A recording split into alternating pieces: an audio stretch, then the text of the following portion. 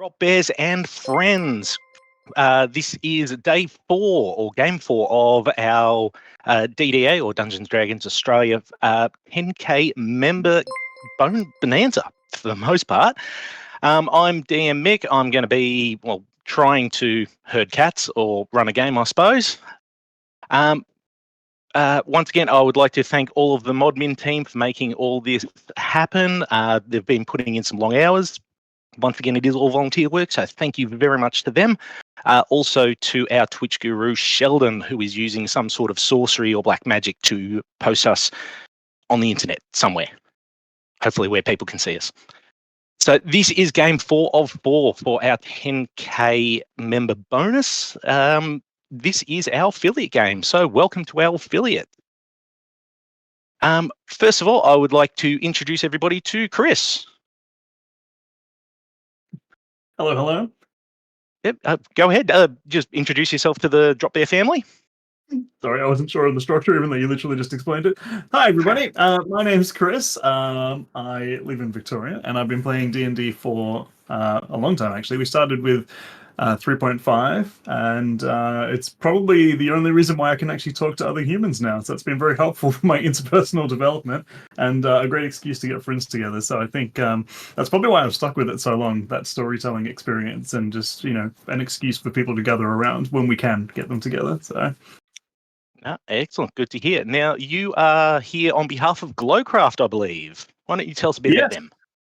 Yes, so I run Glowcraft, and I make tabletop accessories. So my most popular product is probably the Dice Compendium, which is actually the product that I'm giving away as well, which is very cool. I also have this one right here, my box of holding, which I'm using today. So I've got all my goodies, like my dice and everything in there. And that's a place that most of the products, I'll be very honest, I kind of selfishly make them for myself and then I sell them to others. So very much it's about solving a solution that I want and then actually opening that up to everyone. And a lot of my products have actually been designed by people just telling me what they would like for their tables as well. So if you have any ideas, feel free to hit them through. Otherwise, that's what I've been doing for quite a few years now. And it's been going really well. Excellent. Sounds like the community's getting involved there as well, which is excellent to hear. I'd like to also introduce all the Drop Bears to John. John, why don't you tell us a bit about yourself? Hi, I'm John. I typically describe myself as a nerd of the 90s who grew up in a country town. And everything that entails. I've been on and off with D&D for a very long time, starting back in the days of AD&D and the old dreaded Thalco. I'm proud to announce that I did not remise it because I quickly changed over to 3 and 3.5 when it came out in the noughts. But I was one of those kids who was actually deprived and not allowed to. I was forbidden from playing Dungeons and Dragons, funnily enough, due to the old gossiping grapevine which existed down in those days, and it was a dangerous game for children to play. Back in the days of the Satanic Panic, of course. Ugh. Yep. Unfun. Now, John, you're here on behalf of Meeples and Dragons, I believe. Yes, we're an online tabletop specialty store. We try to get some unique tabletop accessories into Australia. So we work with small-time creators, and we're creators ourselves. We make the find your class glassware, and we've got one for each of the D&D classes, except of course for the Blood Hunter, for reasons I will not go into, and which we're giving one stein, one whiskey, and one stemless wine glass away for this 10,000 giveaway.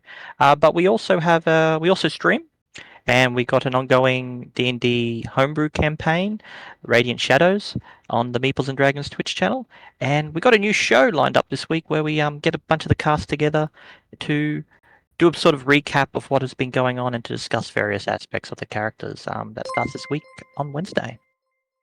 There we go. Excellent. And I believe we will have links for all this sort of shenanigans up shortly as well. Next up, we have Tina. Tina, welcome. Hello, thank you. So I'm Tina. I'm from Sydney. I have been, I'm what I would describe as an omni gamer. I game every type of gaming. I do D&D. I play other RPGs, forbidden on this channel. I have my earliest knowledge of role-playing games is my uncle used to have Advanced D&D and Hero Quest, and he'd combine the two. We were never allowed to touch it because they weren't toys.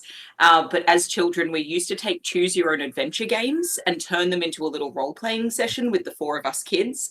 But I didn't actually get into D&D until 4th edition. Yeah, that's the face everyone pulls. And then very happily got reintroduced to D&D with 5th edition. And I'm much happier now. Although I did like the Minotaur. My very first character was a Minotaur, and I do miss that. But I'm also very happy now with the characters that I get to play. Excellent, excellent. No, 5th edition has definitely streamlined everything a bit. Now, you're here on behalf of Behold Games, I believe. Yeah. So Behold Games is a small brick and mortar independent retailer in Ultimo. So we're on the CBD fringe of Sydney. We specialise in dice. We also run a number of events, both in the store and out of the store. So the business started out of running events and then has progressed. So the events that I used to run, that I'm currently running, are mostly Magic the Gathering. I am a WPN registered store, which means I can get in the alt art covers for the D&D books. So watch out, they're up for pre-order now for the next ones. We also run niche board gaming events and also a board game cruise once a year where we go on a cruise ship. This year we're going to New Zealand and back. So there and back again, so to say. Yeah, we try to pride ourselves on, getting in niche things, very similar to Meeples and Dragons, but we tend to focus on slightly different product sets and slightly different audiences. Excellent, excellent. No, it sounds like a very interesting cruise. Good fun. Also, finally, last but not least, we have Lucy. Lucy, welcome. Thank you. Gosh, what about me? I've been playing games since I was a kid, and in fact, how I actually got into D&D were back in the 90s, the old gold box AD&D computer games. Those are love them still to this day. I actually didn't play my first game of tabletop D&D until I was about 18 years old, and I wagged math class to join in on a session. So if you're gonna wag math, at least put it to good use. Roll dice, do a bit of TTRPG math. I appreciate education, but that is a very good reason to leave class, I think. Now, you're here on behalf of ARC, I believe. Yes, I am. So ARC are a community of TTRPG enthusiasts.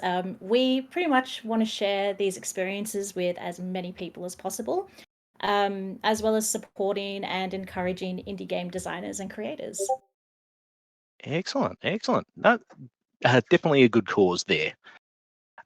So once again, welcome Drop Bears. We're about to start our adventure. This is Chaos in Greenacres. But also, just to let you know, as part of our 10K member subscription, we are running a giveaway. Now, I can tell you right now that is currently going live on our social. So if you're not a member, if you haven't looked at it, please go check it out. These awesome affiliates, as well as some of our other affiliates, and even some of our members themselves, have put up some nice little goodies for the giveaway. So please, if you haven't already, join our socials, check out those links, which will be on Facebook and the Discord, I believe. And yeah, get yourselves involved. Now, without further ado, shall we begin the game? Yes. Excellent, excellent. So, to set the scene, our adventure starts leaving the town of Dust Bowl. Now, Dust Bowl is, we'll call it a quaint little town for now. Realistically, it's got a total population of about 100 people. And the last couple of seasons have hit them hard. There hasn't been very many rains. A lot of the livestock have died from plague, and they are seriously running out of food and money. Now, the town being a little bit out of the way, they have sent their best and brightest. We've got a couple of blow-ins, a couple of adventurers who were unlucky enough or lucky enough to be in the town at the time, as well as some of the locals who have been sent to the nearest big city to go find some fame and fortune and bring back some gold or some food, or better yet, a little bit of both. We find our 4 adventurers having been basically escorted out of the town, saying, please go find us some help. And they have arrived on, well, what they'd call, in Dust Bowl anyway, what they'd call the Big Smoke. This is Greenacres. Population around about 1,000. It's a very, very quaint farming community, nestled just underneath some foothills and right next to some nice, dense redwood forests. As our 4 adventurers come into town, they get glances from everyone there. Most of the folks there being very simple folk, peasants, farmers, very basic merchants. And as they come into town, Chris, once again, we'll start with you. What would the townsfolk see as your character enters town? Well, that depends. What is the general sort of race of the town? It is a very much a mixed race town, predominantly human. Probably the next most abundant would be Elven. Cool. They will see a beautiful half-elf male with shimmering locks of hair, much like my own, coming through the town. And yeah, that's what they'll see walking through. Just dressed in a very fine sort of entertainer's garb. Excellent. Next to Chris's character, we would have John's character. Okay. Brody is he's a water genasi, so he's blue tinged skin. He wanders with a bit of a swagger to his step. The most distinguishing thing about Brody is that he has this sun bleached blonde hair, and the shield he seems to be carrying looks suspiciously like a surfboard. Excellent. Next up, Tina, your character. What would the townsfolk see when they looked at you? They would see a very short halfling walking with the confidence of a dragonborn. She has very pale skin and flaming red hair, curly. It's a mop on top of her head. In one pocket, you can see a magnifying glass. She's got pockets and everywhere on the clothing she's wearing, and she's paying very keen attention to everything around her. She also, weirdly, has a short sword strapped to her back. It's almost as big as she is. And finally, we also have Lucy's character coming into town. What would the townsfolk see? So the first thing that they would see is what looks to be, from behind, a mound of parchment. Kind of like if you were to take a human-sized, human-shaped corkboard with just notes kind of pinned all over it. But the minute this corkboard turns around, you see a dragonborn covered in just shining copper scales, with what looks like it could be hair sort of running down from the top of her hair down to the back that take on a slightly more vibrant hue. This is a very tall but not intimidating looking dragonborn, because it's very hard to be intimidated by somebody who is currently walking, sort of weaving to and fro as she's trying to write something on some parchment, and every so often will just stop in the middle of the road and think for a minute and then write something else, and then we'll just turn around and pull out a piece of parchment from either a pocket or one that's stuck onto their back and just read it and then go back to writing. And then we'll realize that they've fallen behind and then catch up with everyone else. And as our 4 ragtag adventurers make their way into town, a lot of the populace stops and stares. They're not used to adventurers out here. They're certainly not of this sort of entourage for the most part. Most of the more simple folk just sit there staring slack-jawed as you all pass. Some of the probably the more experienced or the maybe traders or merchants who have had a bit more dealings with the outside world, they watch with a little bit more sort of reserved expressions. But you would notice that they do start whispering to one another as you all walk past. Going down the very, very basic, hard-packed earth main street, you find your way to the centre of town. Now, it is definitely the centre of town because you can see the town hall on one side, blacksmith on another corner, and what looks like the main tavern for the town, complete with rooms. It's a big double-storey brick place on the opposite side of the road. Standing just in front of the town hall, you do notice that there is an individual standing there who stands out slightly. He's standing dead set in front of the town hall, right next to a notice board, and doing his best to look haughty for the most part. And as you all make your way forward, this individual, probably not quite, a little under average height for a human. He is a rather rotund man. He does have a very lovely curly mustache that looks like it's got a lot of wax holding it in place. And he is wearing a bright purple velvet fedora. As you all come forward, he puts his thumbs under his suspenders, underneath his lovely suit. Welcome, adventurers, I take it. Greeting, my dude! And Brody will literally just walk up and basically slap his hand to give him some skin. It begins. The mayor looks at his hand and yes, bully. Love that. Welcome. My name. I'm the mayor of the town. I'm Charles Bethanus. It is a pleasure to make your acquaintance. Do you have names? Do you speak common? They call me Brody, man. And this is the rest of my group. Then Brody just starts gesturing out for people to introduce themselves. I know that's a bit of a stretch if you're after common. He said Brody. That's right. Excellent, charming. This is Nora. We're all too polite to speak first. Oh, nice to meet you. Nice hat. Thank you. It complements the suit. Now, Most excellent, do I need to announce to you my changes? My character is probably going to be looking very different every time they speak to different people, if they can get ahead of that very quickly. So, if possible, I would be a beautiful female human now.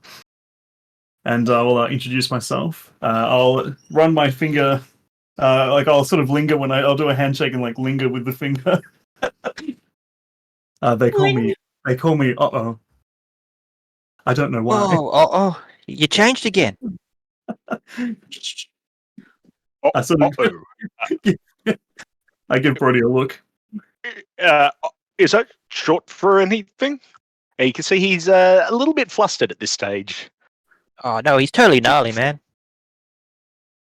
I was going to go deeper into this, but let's pretend this is a family stream for the moment. So I'll let it pass. We'll stick with that for now. Thank you.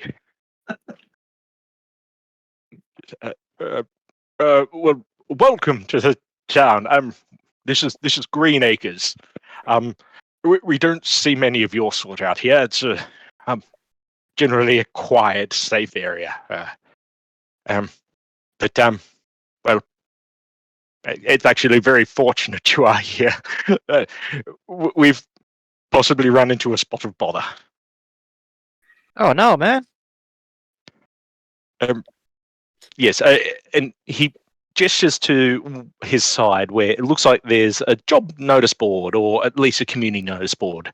Having a look at it, you do see a few different flyers. Apparently, someone named Mrs. Partridge is having a bake sale. Doesn't say what the charity is for or anything. Maybe she's just going on a baking binge.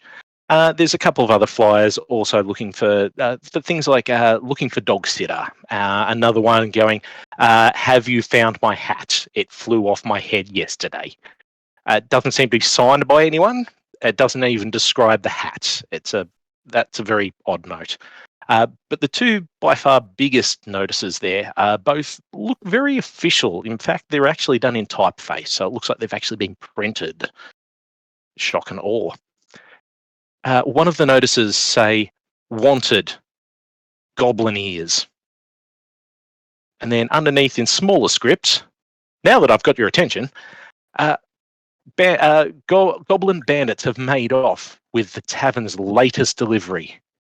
We want these ruffians sought out. We want everything returned. And a bounty for goblin ears.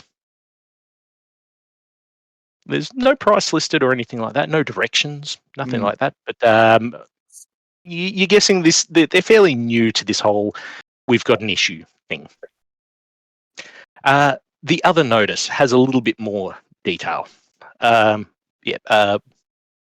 in Red Hill, wanted, dead or alive. And then, once again, underneath in slightly smaller script, bandits have taken Miss Dusk's entire personal belongings. We demand that these ruffians be brought to justice and the librarian given back all her worldly belongings. They have headed towards the foothills, but deeper into the forest.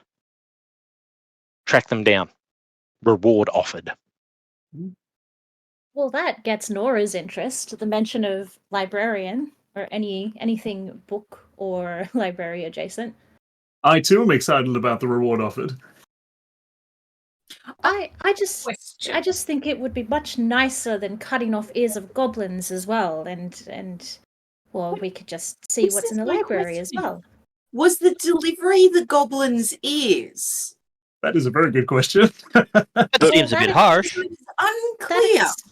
And it's a very explains why they've run away with them then. Unfortunately, yes. These were done very quick notice. I don't think we've had a proofreader through them.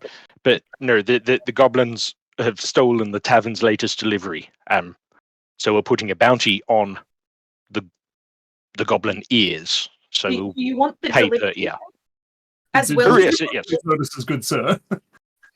We wish for both. The tavern keeper will more than likely reward you for the safe return of whatever goods you're able to bring back.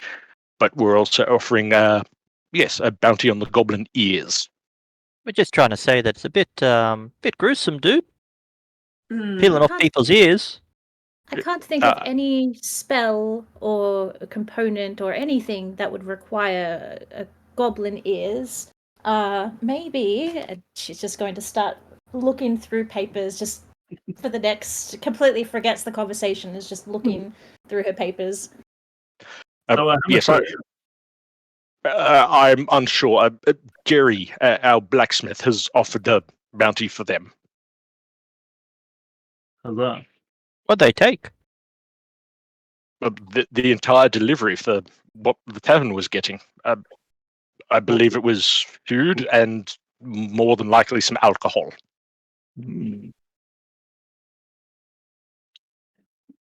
What are we thinking, people? Do we think they're two different goblin bandit groups? Yeah, I was wondering the same thing. Because Seems like we could do both. kill two birds with one stone, so to speak. 2 ears. Or 2 ears. I don't believe I don't believe the bandits were actually goblins. From what the librarian said, they were human. So where is this librarian? Maybe we should have a chat with them if we want to find out a bit more information. Yes, currently she's filling out some paperwork in town hall, so you're welcome to head in and have a chat with her. And Nora, the other person was at the bar. bothered by the massacre of human ears or goblin ears? I don't believe we were after human ears. We just wished them brought to justice. The question is, do we get paid extra if we bring back the human ears? That would be good. No one's offered up a bounty for the human ears, so you can collect them if you wish to keep them. Interesting. Thank you. That's good information. Thank you for that. Earrings. This could be a side hustle for us. Brody's looking a little bit aghast at all this grizzly talk. This is a bit serious, guys. Mayor Charles is also looking a little bit. He wasn't expecting this conversation. So which one are we taking? Are we going for the goblins or which is the tavern, or are we going towards the librarian at the town hall? I was thinking, in deference to yours and Nora's delicate sensibilities, we're probably safer going after the bandits. Yeah, and the Sounds bandits good. also had a clear offer of money, which makes me very happy. It's also Sounds what good, we were we do. sent here for. Brody's just going to reach out and pull that one right off the notice board. Okay, let's go to the town hall. As you do that, Nora pulls out a sheet of paper. Is like, I've got it. It says here that there are no known potions or elixirs that need goblin ears, but if you're going to keep goblin ears as a trophy, you will need to preserve them in a... No, that can't be right. And she scans over it. I think this is too much work just to bring back some ears. This goes into detail of putting it in jars and covering it in some sort of chemical process that hardens, and I just don't know where we would get the time, and it's so gruesome. Perhaps to the librarians then. Guaranteed money and some work that we might be a bit more comfortable with.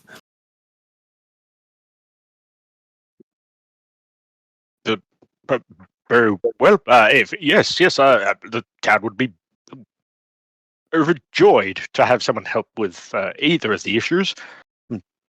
As I said, the librarian is just inside if you'd like to ask any questions, if you need information. What was this Awesome. character's name again? Charles. The mayor? The one we're speaking to, yeah. I'm Yes, terrible. this is Charles Pfeffernuss. Peppernies, I love it. Pfeffernuss. Literally, the moment you said that the librarian's just inside, Brody's just started That's walking straight forward with the piece of parchment in his hand. I give Charles a Miracles. kiss on the cheek and say, thank you so much for your hospitality. And I use prestidigitation to make him feel a little bit ticklish. You do hear a squeaky little giggle from him, and his cheeks do blush rosy red. And as you all sort of make your way inside the town hall, you glancing back, you do notice he pulls out a handkerchief out of his pocket and starts dabbing his face down a little bit. Purple fedora, awesome. Oh yes, yep. Purple velvet fedora. Heading into the town hall, this looks much like most meeting spaces of a small town. For the most part, it's wide open. There's a lot of pews and chairs sort of stacked to one end of the room. It looks like they're brought out for meetings and things like that. Right now, there is one table set with one chair almost in the dead center of the room itself. There is... they've got their back to you, so they're pretty hard to make out at the moment, but it looks like a half-elf female hunched over some paperwork, and there is a quill dipping into an ink pot and then just waving across a page very quickly before the page gets slammed down and another one gets filled out. Slam.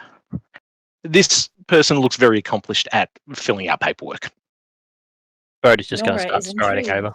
I will Striding over. change my appearance again, of course. Of course. What are we looking at now? Greeting, dude. Are you the librarian? Oh, sorry. No, go ahead. Oh, you're changing. Oh, I no, misunderstood. I'll just be the opposite gender, unless that needs to be changed. Of this beautiful with flowing locks. But I'll With be a a bit twirly more mustache studious- and a more purple studious. fedora. Yeah, I was gonna say I might actually have a mustache this time because I can imitate faces I've seen. So I'll have a mustache this time. It seems to work in this town. As you approach this individual, the quill goes in the ink pot. They stand up quickly and smoothly from the chair and turn on you all. You see a middle-aged lady. Her dark hair sort of pulled back in a very, very tight, very angry-looking bun. She's wearing a very simple white cardigan and black trousers. And she turns, "Yes, you are interrupting my paperwork. What can I do for you?" Oh, some paperwork here. He holds up the parchment, just holds it up and points to it. No, you do not have paperwork there. You have a flyer. Very different. That does not need filling out. But you the librarian? I am the librarian, which is why I'm teaching you. That is a flyer, not paperwork. Whoa. Okay. And Bro's just going to stare at the parchment, at the flyer now, just sort of looking at it, completely absorbed into the fact that this is a flyer, and he's learning something new. She is definitely harshing your buzz right now. I reach out to her and reach my hand up to shake her hand. And I say, "You might have heard of me, Detective Query Wildsoul. I'm here to find your possessions with my group, with our group. We're a collective." Yep. She regards you slightly. Does she shake my hand? Then she reaches down and shakes your hand. Very perfunctory, up and down, very businesslike. Done. Done. Yes. What can you tell me? I can't say I have heard of you or your group, but anybody looking into this fiasco will be muchly appreciated. Great. What can you tell us about the fiasco? Start from the beginning. I was at home in the evening. I was just finishing brushing my hair when several ruffians barged in. They I looked pull my human. hair They were out and I'm looking at her hair. Through Yep. it. Oh, she's talking. I'm listening. her hair is immaculate. It looks like she's brushed it 1,000 times and pulled every single strand into the tightest, angriest looking bun you've ever seen. She seems a very strict lady for the most part. We don't know her name yet, do we? No. You were told, you were indicated it was Miss Dusk is the most information that you've heard, and the mayor did say that. And she sort of shies away from the magnifying glass slightly before just resuming. Back in the pocket. Just finishing brushing my hair when the door burst open. 3 ruffians came in. Now they were smelly, bedraggled, dirty individuals. Ghastly it was. And one of them pushed me into my closet, closed the door, and held it closed while they rummaged around. And I was hollering and screaming and yelling and kicking at the door because, if I came out of there, they would regret it. That is surely the case. Alas, by the time I managed to get the door open, all 3 of them were gone. And all my worldly possessions, all my most precious possessions were gone with my large trunk, which unfortunately had most of those possessions in it already. Do you have such a person in your profession, I imagine, would have an inventory, a list, a catalogue of their possessions? Of course. What do you take me for? Oh, not everyone is of your caliber. And I'm very glad to hear someone in your position does have a list. Would you be able to provide us a copy of your list? Unfortunately, the list was also in the trunk. So you Yes, didn't Dusk, a have person a of your backup. perfect character must be able to recreate such a list. Well, I can tell you some of the things in it. My grandfather's sword, my grandmother's tea set. Miss Dust, I've saw your beautiful handwriting before. Stunning calligraphy. Could you possibly write these down as you recall them? Certainly, I can create a list. Yes, very much so. And She wrote down any pulls it. possible descriptive or unique markings that can help us identify them. Because brigands such as this are sure to have stolen from others, and we want to make sure you're getting your possessions back. All my possessions, from what I can tell, were locked in or put into my trunk. It's a large steamer-style trunk.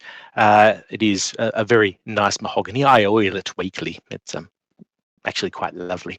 It does have golden trims and a silver lock on it, if that helps.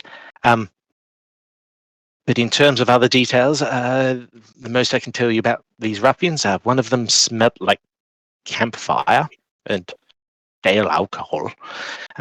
Another one smelled faintly of tree sap. He had a very pine smell. The third one, I saw at a distance. I know he was slightly taller than the other two. That's the most I can tell you there. They were dressed in greens and browns and just horrible contrast. It just did not match the complexion at all either. Ghastly. Nora is scribbling all of this down furiously, all on the same page. And what was their complexion? Well, the two of them were tanned, like they've been out in the sun for a little bit, and the tall one seemed pale, like he, I don't know, doesn't get out enough. Maybe he doesn't eat enough red meat or enough vegetables. Either way, his diet is probably lacking. Brody will be leaning over your shoulder, Lucy. You're quite tall, aren't you? Yeah, 6 foot. Okay. Brody sort of leans over your shoulder to look at your list, and then he's looking back at the flyer. It's like, there's more words you're putting down than this. Is that also a flyer? Not the sharpest tool in the shed. You guys are all getting the impression. I like his spirit, though. I'll tell you what, if you hold on to the flyer, I can also write on the flyer. I can put what's on the flyer onto my parchment. She turns the page around. Excellent.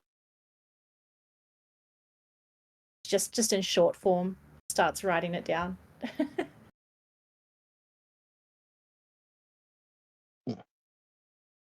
In terms of anything else, well, the only clue we have to go on is from Farmer McGee. Oh.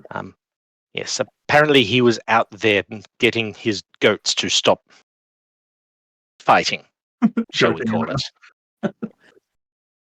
They were, yes, being rambunctious goats for the most part. He was out there late at night stopping the shenanigans, and he saw them heading north towards a thicker part of the redwood forest just over yonder. And this was last night? This is 2 nights ago. Unfortunately, it has taken me a couple of days to get the printing press in order to make these flyers. Mm-hmm. They make pretty good flyers. Alcohol. Yes, it's a printing press. It's what it's designed to do. If it doesn't make nice flyers, then it's not a very good printing press, is it? Miss Dust, the typesetting is astounding. I know. Alcohol. Thank you. You said that it smelled like one of them smelled like stale alcohol. What kind? I don't frequent the tavern. I wouldn't have any clue. It just smells like the mayor after some of his meetings. Furiously scribbles that down. So we should go speak to the mayor then to see what sort of meetings he has. Yeah? I was thinking we could go just speak to Farmer McGee. That's true. That is Also good. Also good.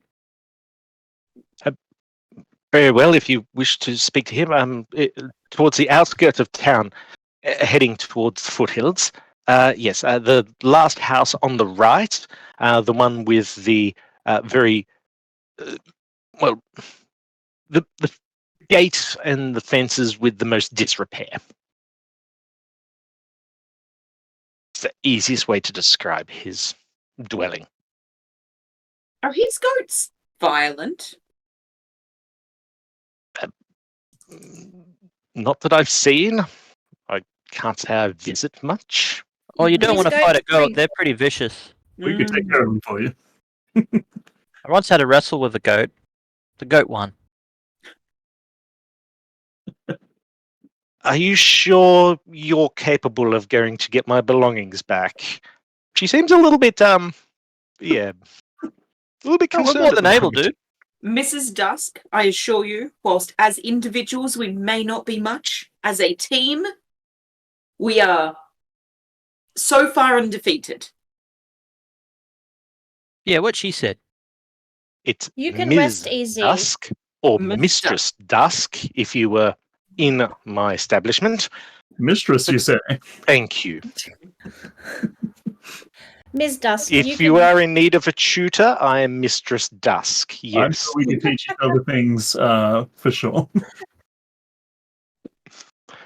You notice that her expression does not change. She doesn't seem to either realize or at the very least does not acknowledge your innuendo.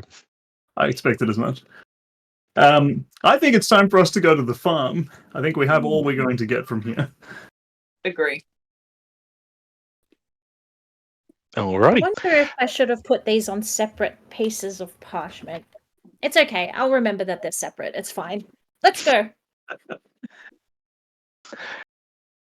On the way out of the meeting hall, you do spy a conspicuous individual. Oh. They're conspicuous because they're sitting on top of a merchant wagon, and there is no horse in sight that seem to have been pulling this wagon. This is And- outside? This is outside, just as you exit the town hall itself. So parked on the main road. Yeah, you see this wagon with no horse there. And it wasn't there when we went into the building or arrived, No, right? no, it wasn't. No. Hmm. And as you look at this wagon just that appeared out of the blue, the driver of the wagon looks even more conspicuous. Mm. You have a very tall, very bulky individual dressed in the best way I can describe it. Imagine a stereotypical wizard, or imagine 20 of them and then just cram them together. This is the most stereotypical wizarding looking person you've ever seen. Very wide brimmed, very pointy hat. A massive grey beard that reaches down to their belly button that looks surprisingly thick and tufty and almost woolly for the most part. You arrived exactly when he intended. Yep. I elbow Brody in the thigh, which is about as high as my elbow reaches, and I said, check that out. Hey, dude, you seem to be missing your horse. And he as calls out literally across the street quite loudly at this. Just bellow at the wizard. Done. Yep. And as you do this, you see this wizard stand up to their full height, including their hat. They're probably about 7 foot, probably closer to 6 foot without the hat. And they stand, and you can see billowing robes. You can see 1,000 medallions on different chains just hanging down with all sorts of weird religious iconography on them. Looks like a massive cleric collection, as well as just general beads and glass and quartz and reagent pouches. And as they stand, they have their majestic wizard staff with a glowing blue crystal on the top. They slam it into the top of the wagon. Hey friends, my name is Alistair. Well, that took a turn. Hey, Alistair, do you need help looking for your horse? No. I'm a wizard, you see. I don't need a horse. My wagon is self-propelled by magic. Amazing.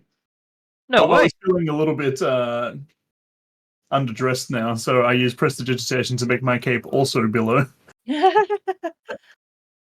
As you cast prestidigitation, you notice that he slams his staff down again, and his cloak billows even more. Not to be just not to be outdone, Brody decides to cast thaumaturgy and just does this really loud, booming voice. It's just this long, drawn out, dude. While all of this wind and voice stuff is happening, several papers fly off of Nora's outfit, and you just hear her, "My notes!" And she starts to run down the street. Just starts picking up Meanwhile, these Otto notes. Flames has used minor illusion to conjure 3 more capes, and is using prestidigitation to also make those billow. In pure embarrassment of the bravado going on amongst my party, I'm just going to attempt to hide behind the tallest person next to me. I'll surround you with capes. Brody would be stopping to help pick up Lucy's notes. As you pick up the one you've been writing on, you just see what is now this hot mess of notes. You see little arrows that connect little snippets, like individual, retro wizard, no horse, and then down the bottom, mayor, potential alcohol bandit, ?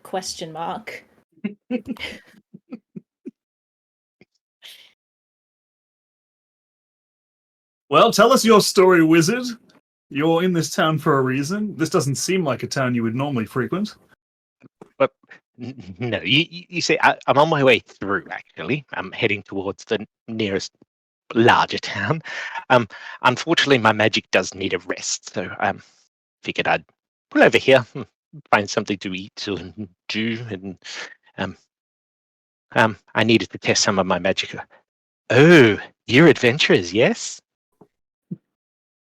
That's what they tell us. But I have some magical equipment that needs testing. If you would be so inclined, there would be a reward, of course, naturally.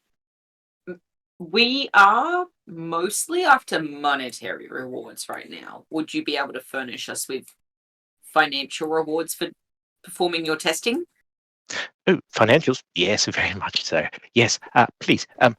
Yeah. And he reaches down next to him and he pulls out this small little keg-sized barrel and he slams it onto the seat next to him. And you can see it looks like it's filled with maybe 200 sticks. Yes. Now, these might look like sticks, but they're my new set of magical wands. Brody's already reached in to go grab one. I was walking straight on. Yep. As soon as you start reaching out, he just starts slapping at hands. Yep. What's up, man? Now, I've only just finished these. These are a new batch. I was trying out some new reagents, but I think there may have... One of the reagents was a little bit out of date, I believe. So how much you paying for us? Well, that's the thing. I need someone to test each of these ones. Yeah, so what do we get? At this stage, if you can work out what the side effects are and write it on a small note, attach it to the wand, every one of these you get back to me, 1 gold piece. Wow, 2 gold pieces, he says persuasively. Go ahead and roll for it. Roll persuasion. Can Brody assist? Ooh, please do. It's a good roll. Do you have anything to add to his persuasion attempt? How tall is this wizard in relationship with Brody? Right now, it's hard to tell because he is still standing on top of the cart, which is putting him 1.5 meters, 2 meters in the air anyway. Okay. But you're guessing that he's about 6 foot tall. So probably a Monster. lot taller than Brody. Well, Brody can't think of any way to assist, unfortunately. So you're on your own. All good. Nora is like, I just going to take a quick peek at that. And can I assist by using Arcana to see if to kind of gauge how dangerous they would be, and then maybe that can go towards upping the price a bit. I don't think that would change the price, but you could definitely use an Arcana check to try and work out what you're getting yourselves in for. Yeah, that could be helpful. Okay. Well, I got 26 in total. Ooh. 26. Yep. No, I said what? Oh, haggling. Yes. Well, 21 for Arcana. No worries. Well, I tell you what. How about we go for a compromise? I'll give you 1 gold each for the first 10 you test, and then 2 gold each for everyone after that. Great, and we get the first 10 gold up front? But no, you need to test the wand first. Hmm. Do we test them here, or do we take them and bring them back? Oh no! The best part, you don't even need to bring them back. Yeah. One of our other lovely inventions, and he reaches down into the saddlebag and pulls out 3 very small. They look like beer mug sized pouches, and he hands one to each of you. He says, these are brilliant. Have you heard about bags of holding, where they have their own little dimensional plane? This one also incorporates teleporting. So you drop something in, and it appears here in my pouch.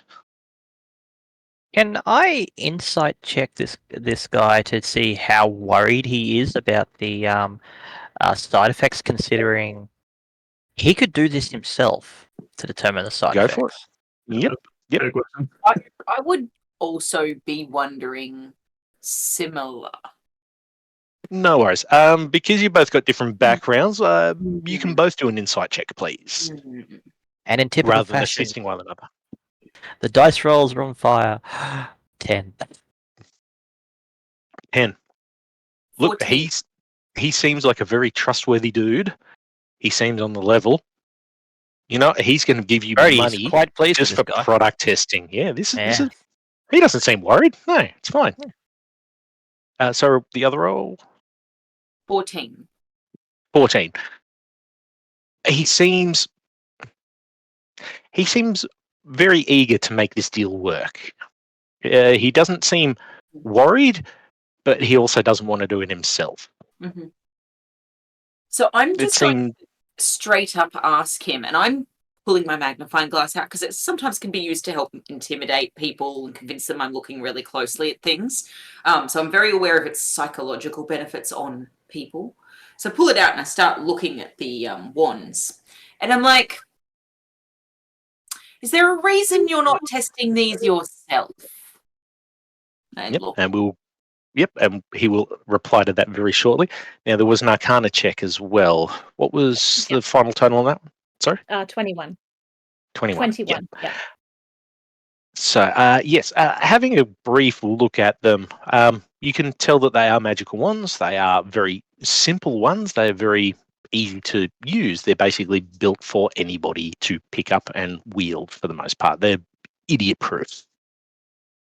These appear, from your knowledge and from the general vibe that you're getting from these are all the same wand, and they all seem to be an attacking or an evocation wand or spell imbued into the wand itself. You can't quite tell what the spell is, but you know that it has to have a target that you're willing to hurt for the most part. Okay. All right. Sorry, I've just got to go blow my nose. Just give me 3 seconds, please. Sorry. Just started. I'm just going to share that with all of you. It seems to be it is sort of has the evocation spells in it. It's like these wands are designed to attack. So I suppose we could use them if we get into trouble with the bandits. He seems pretty trusting. Yeah, he sounds great. Do you trust him, Brody? Oh, I think he seems pretty on the level, yeah. Well, I trust Brody.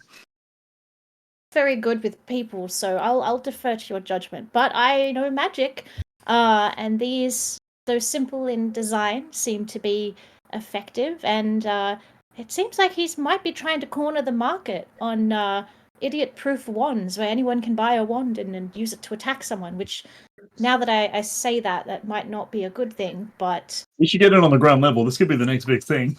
oh, You reckon? It could be an investment opportunity for the town we were sent from. I agree. I'm going to use the half of the gold that comes back in to invest in even more wand production facilities. oh As long as no. I get a return.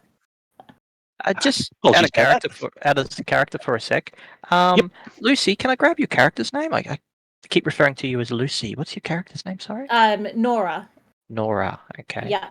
And Tina, what was yours again? Query. Query. Which I just got now for the first time. That's great. You said it incredibly quick, and I'm like, Name. missed that. I knew it, but I just connected the wordsmithery there. So since you've been blowing your nose, we've developed a investment company that is going to co-fund the one business and draw an income for our adventuring party moving forward. Which we're Sort of very like a crowd surfing sort of thing, yeah. That's right. So join us on onestarter.com. Can we try one of them right now? Unfortunately, they're all. I'll be honest. All of these are wands of magic missiles. Sounds great. And Brody reach in and grab one. I Oh, no. leap up and try to grab Brody's hand as I hear the magic missile. So I'm trying to move incredibly fast to just caution some action in town. All right. I'm watching. All right. Brody, I'll get you to make a strength saving throw, please, or athletics check. Query, either acrobatics or athletics as you try and wrestle the hand away from the barrel of wands. One. Okay, it's a 1, but I have +3, so it's 4. Well, I actually didn't roll a natural one. Oh, so yours modified down to 1. Yeah, mine's modified down. All right.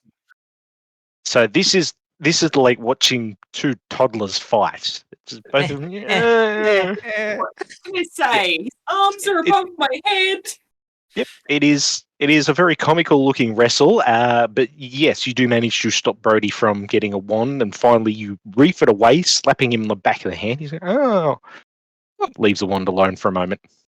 Brody, not in town. Later.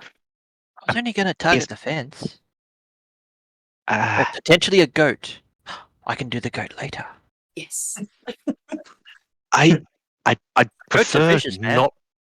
Yes, I prefer not for you to let these off in town, just in case of the side effects. Also, if you destroy someone's property, technically it's my wand, even though you did it, and the legality. No, I please don't. Please. You don't want to get a 1-star review, not in this climate. Okay, They'll dude. never come back for it. Hold down, We've so got good. skin in the game now, so we've got to be careful with these ones.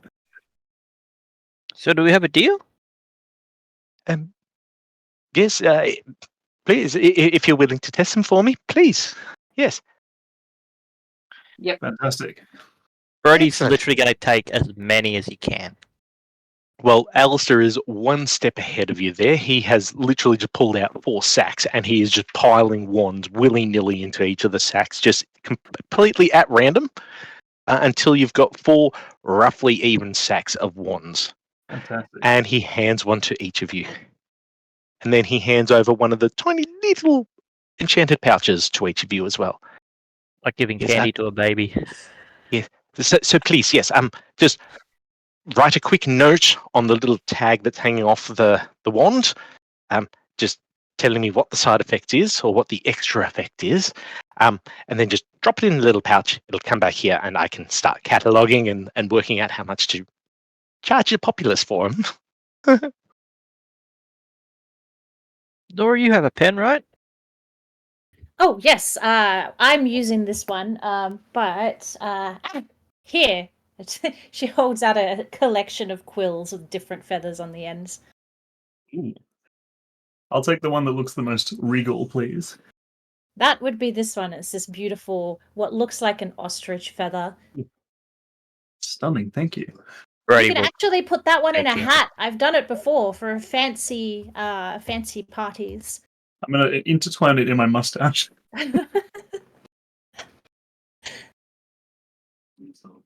So I guess we need to locate some bandits, yeah? Yeah, I think we were going to the farm before we started an investment company. Let's. Maybe we could get the bandits to try it out on one another. That's a I mean- fantastic idea. Oh, please, let me be. Don't take my magical wands.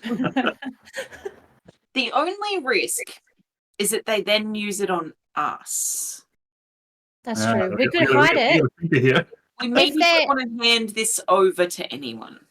What if we just put the sacks of wands in the road and they'll take it because that's what they're good at. They like to take things.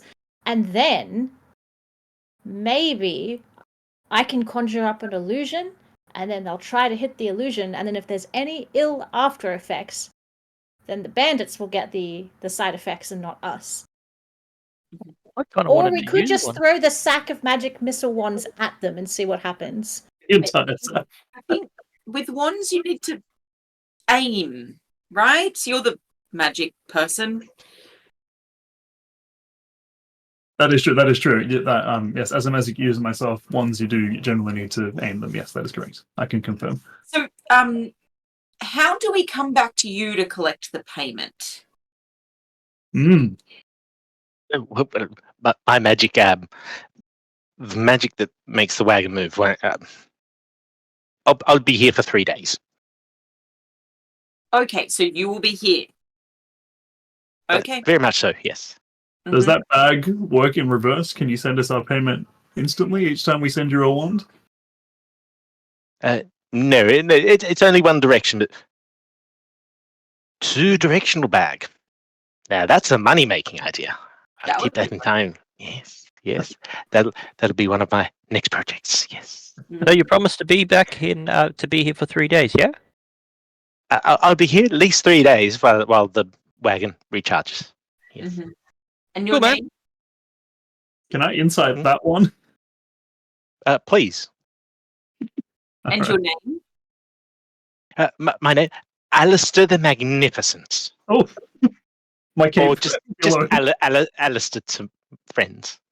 Billows with excitement. That is 24. 24. You're guessing 3 days at minimum.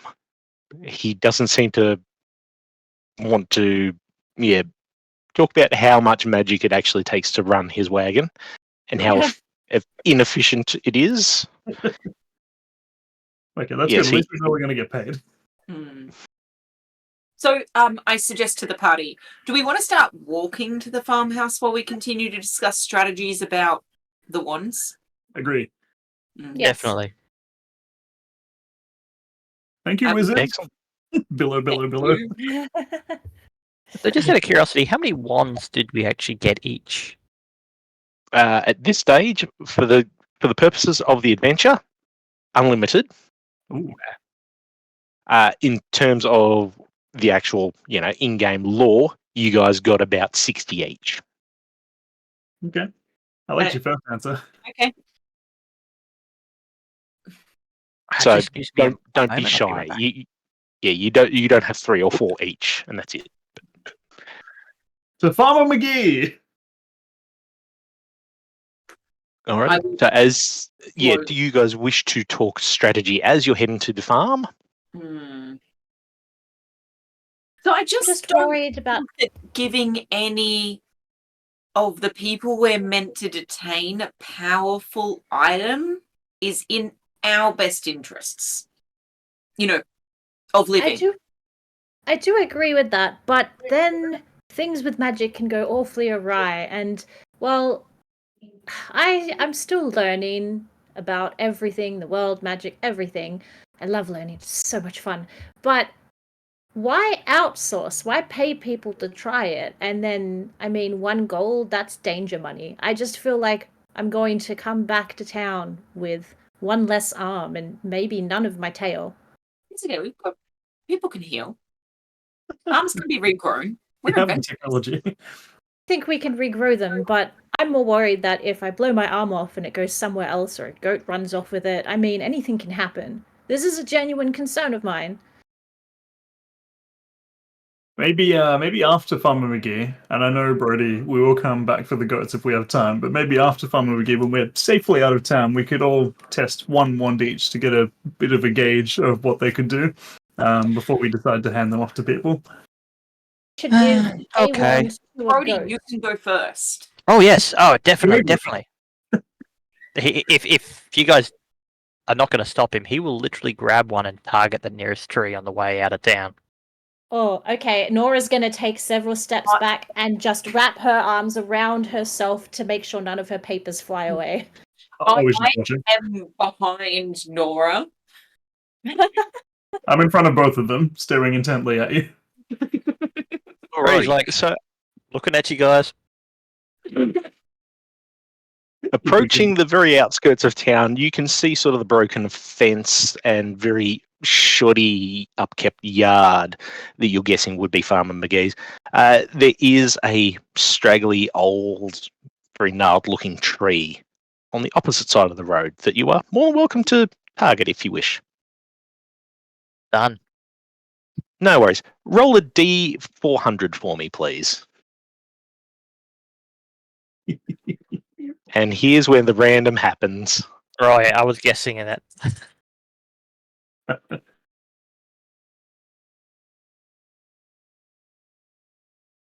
200. 200 even. Wow. All right. As you target this tree, 2 Right, magic I'm missile. I'm assuming it's the D4 result and then the other 2, yeah? Yes. Yep. Yeah, okay. Yep. 200. Beauty. No worries. So you'll get a result from either 100 to 400 or 499 technically. But yes. So yes, as you cast your wand, both these magic missile spells just fly through the air, arcing very gracefully, impacting with the tree. Doosh, doosh, and you can see it sort of creak a little bit and then fall where you've hit it. It's like, hey, that's pretty good. And as you're watching, you go, the tree's getting smaller. And then as you look around you, everything's getting smaller. Wow, that's trippy. It's a reverse shrinking ray.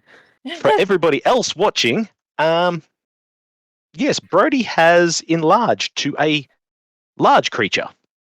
He is now standing about 12 feet tall. How'd you guys get all so small? How did you get so big? All the I have- Wheaties in the breakfast. Did his weapon, his shield, get bigger with him as well? For the sake of this, yes. Everything has grown to match. Tubular. It's a Dexter, that's long board actually now. not that bad. I mean, he didn't lose an arm. No. How are you feeling, Brody? How are you feeling, Brody? How tall am I? About 12 feet at this stage. Okay. Oh, I can really tackle the larger waves now. Can't wait to get into that green room. Well, he seems fine. As fine as he was before. So He's making just as much sense as before. I'm also curious. Is the tree still like vaguely standing? About half of it has been blown down because it was a pretty gnarly, crappy looking tree to begin with. But there would be enough stump for another shot if you wanted to test a wand. I would like to test a wand. No worries. Nora Roll a moves. D400. Nora moves well out of the way. Oh, being very aware, I've stepped forward. I'm actually using Brody to shield me So I'm aiming around him. Even though I was feeling a little bit trepidatious. The D4 is the first number, right? Yes. Yep. It's 260. 260. No worries. As you lean around Brody and fire off, fortunately, you don't have to aim too precisely. As long as you know what you're targeting, these magic missiles just don't miss. They're just amazing. As these two things slam into this tree stump and the final bits of the tree just sort of splinter away. Yeah, that's pretty cool. Your skin feels a little bit itchy for a moment. Everybody else, you would all now look down at Query, and you notice Query has very gnarly skin at the moment. Looks like you're wearing crocodile. How are my teeth? They haven't changed, but your skin is now the texture and pattern of a crocodile. Hmm. I wonder Query. if I'm tougher now. We can find out. I've got a 1. Brody's No. going to start writing on the piece of paper. Hits well, reverse shrinking effect. Ties it to the wand and drops it into the... Wait, let Very me good. run a bit of a test. It's harmless. A bit of a test query, and Nora will take out a blank sheaf of parchment. Now, I like to use my scales as makeshift paper clips. Let me she just sort of pokes and prods at you a bit. Do you feel this? And she takes this little pin and pins the parchment to your skin. Do I feel it? You would not feel it. Currently, you now have a natural armor class of 13. So you have thick, leathery skin. Query, this is insane. Do you know how much parchment you could pin to your skin? Think of all the advantages. Life's better now. I will need that parchment back, though. And she takes it back and puts it back in her pocket. So is anyone else going to have a try, or where are we going We got next? any other trees up in here? I think we should probably move forward. Okay, sounds good. I fire a 1. At what? No worries. More than likely, there's some shrubs and stuff around. So, yep, you can definitely try and nail a shrubbery or a large rock. A shrubbery. With a herring! Go for it. So you said it maxes out at 400. So if I get a 4, So if you get a 4 and a 9, technically that's max. That's Okay. 499. But yeah, Good. Okay, so I got 412. 412.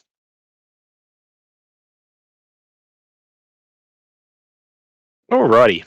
As you fire off at this small, innocent-looking shrubbery that you've spotted, as soon as the blasts start making their way from the tip of the wand, you're all sort of deafened by the clanging in the next 10 feet around you as what looks to be about 48 bronze chamber pots appear sort of 2 feet off the ground before clanging to the ground all around you. Clang, clang, clang, clang, clang, clang. It's very noisy, and They're empty, right? They're not full. you can double check all of them, but most of them appear to be empty. Most. There's a couple that snuck in there. What's the value of a chamber pot these days? A copper chamber pot, probably about 5 copper. Ooh, okay. I'll come back for those.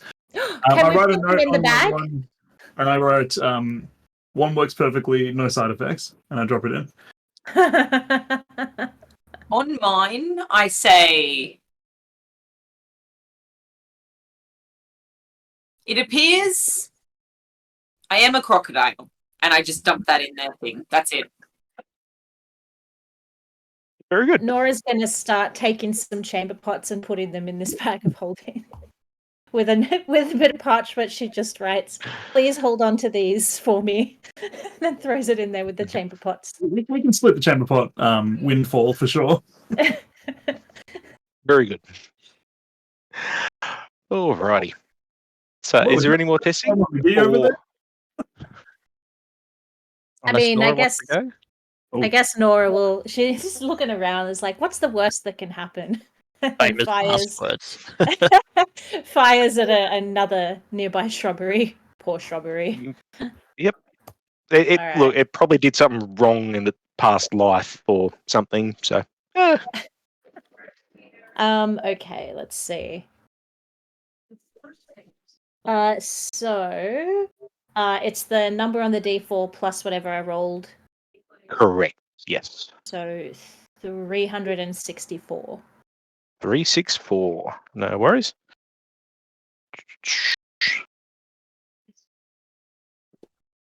Alrighty. No worries. As you blast this shrubbery, you don't see anything different. Nothing appears to have happened. But from where you are, you do hear a brief shout from what seems to be inside Farmer McGee's hovel or shack, or the tiny little lean-to that he's got as his home. You do hear a very muffled shouting. It's very loud. It's very alarmed, though. uh-oh. Dude, what did you do? I guess we found the Oh! farmer. Why did I get the dud wand? Should Well, we did we need to investigate? see We should Farmer go. McGee, We should go or- there. We should go there right now. Nora immediately starts running. There's this paper kind of like shaking as she runs with every step. Isn't the bandits in the I yell, north? protect the chamber pots, and I follow Nora. No worries. So, as you all head onto Farmer McGee's property, the gate is in no fit state to be opened. It's collapsed. It's rusted. It's very easy to launch over because it is rotting and falling apart. But yeah, getting into the property is nothing special for the most part. And getting onto his property, you see that the place is definitely run down. What should be crops are basically just weeds. The fence is falling down. The gate, as you vault over it, realize it's not going to open. And you do see two goats in the corner doing, well, it's spring, so let's say it's doing what a couple would do. You know, they're having a lovely, loving embrace. Wait, was And that the effect of the wand? Summon horny goats? Is that like... No, these two goats appear to be part of the property, and they're over on one corner away from where you heard the shouting, which is a very flimsy looking stone structure. Well, it was probably once a fully stone structure. It looks like a wall's fallen down. It's now just propped up with a couple of beams and logs with some canvas and sticks leaning against it and covering it. And as you all approach the house, you see a very basic looking farmer, just very peasantish, just come rushing out of the building. Go, oh my, holy! Oh, hey, who you know? What are you doing on my land?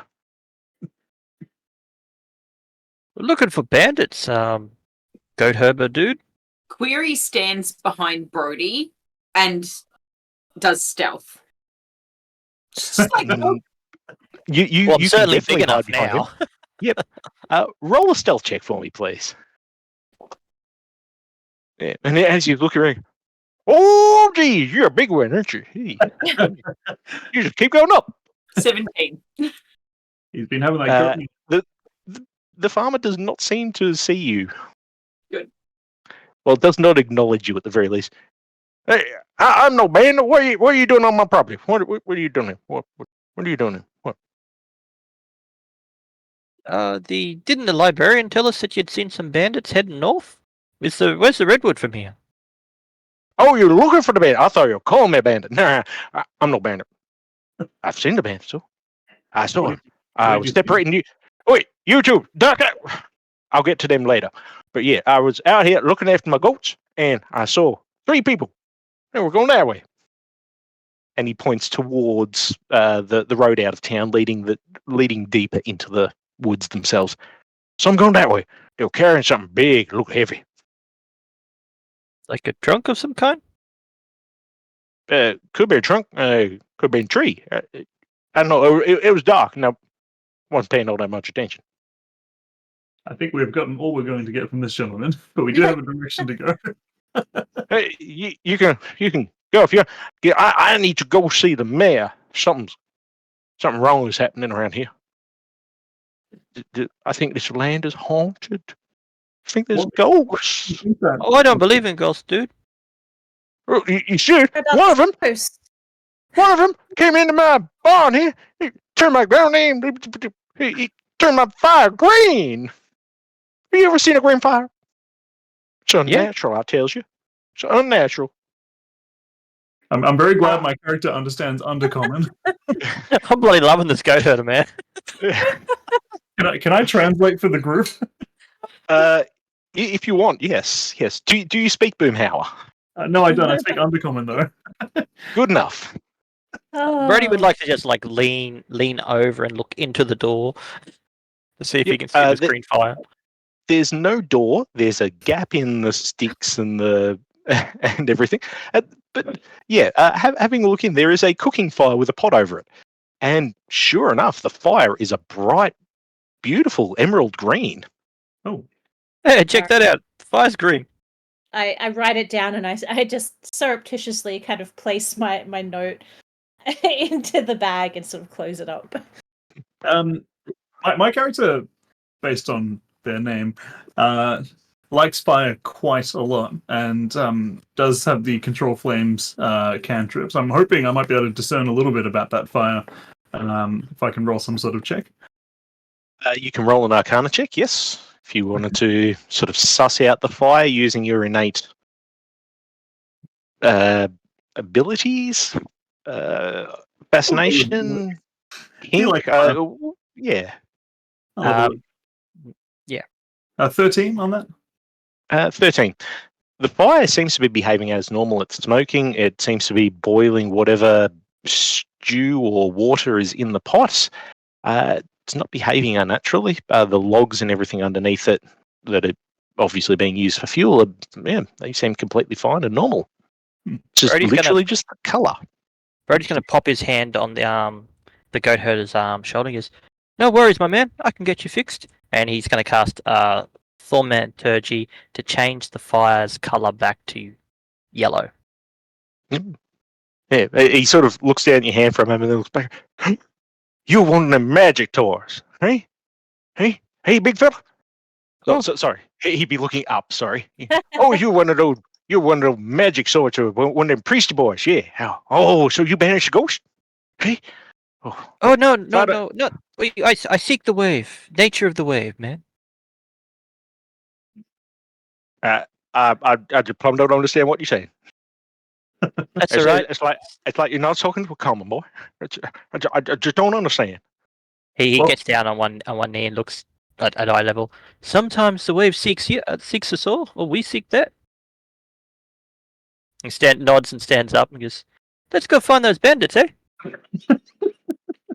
Fantastic. I guess that's very profound or smart, because I plumb don't understand. Yeah, bandits went that way. I'll go separate the goats, because wait, you two stop there. And Query the farmer suddenly appears and has her magnifying glass out and is looking for footprints. on the farm or back on the road? On the farm, because he said they passed like through his place, right? No, he pointed down the way they were heading. He never actually gave you any details whatsoever. Yeah, but you can call him back over if you want to, but you can definitely start looking for footprints. Back to the road then. Like vaguely in the area, I'm trying to look for broken twigs, disturbed shrubbery. All the shrubbery here has been disturbed. Certainly by us. Undisturbed by us shrubbery. All right. Yep, you can pull out your magnifying glass and start your investigation. So that would be investigation or survival. Just tell me which one you're going to do, because that'll be different results. 14. 14. No worries. Having a look on the property, you can't see. Well, you can see lots of footprints. Most of them appear to be either very fresh or very old, i.e., your party or the farmer himself, for the most part. Making your way back towards the road, you do find some scuff marks, and it looks like everything was sort of travelling along the road. You can't tell whether it's bandits pulling or carrying a heavy load or carrying a trunk. But it seems like no one bar you guys and the farmer has actually set foot on his property at this stage. Interesting. So if anything, you're guessing that they travelled along the road towards the forest itself. Okay. I just stand there. I'm like, cool. Yeah, might be time for us to go. I'm going to use control flames to turn the flame back to the original color that it was before we leave. And also, I can put a face in it as well. That lasts for about an hour. So I'm going to put a face into it that looks ghostly. So maybe he's created an extra quest for himself on the way back. Fair enough. So you're turning it back to green, Yep. and you're putting the ghost face in it. Yep. But I'm not drawing attention Very to it good. now. That's Very just good. love. Well, fortunately, the farmer has his hands full with a couple of enamorous goats. So, yeah. Well, off we But go. yes. Yep. Heading down the road out of town, you very quickly find yourself sort of surrounded by sort of rolling plains on one side and sort of a thickening redwood forest on the other side.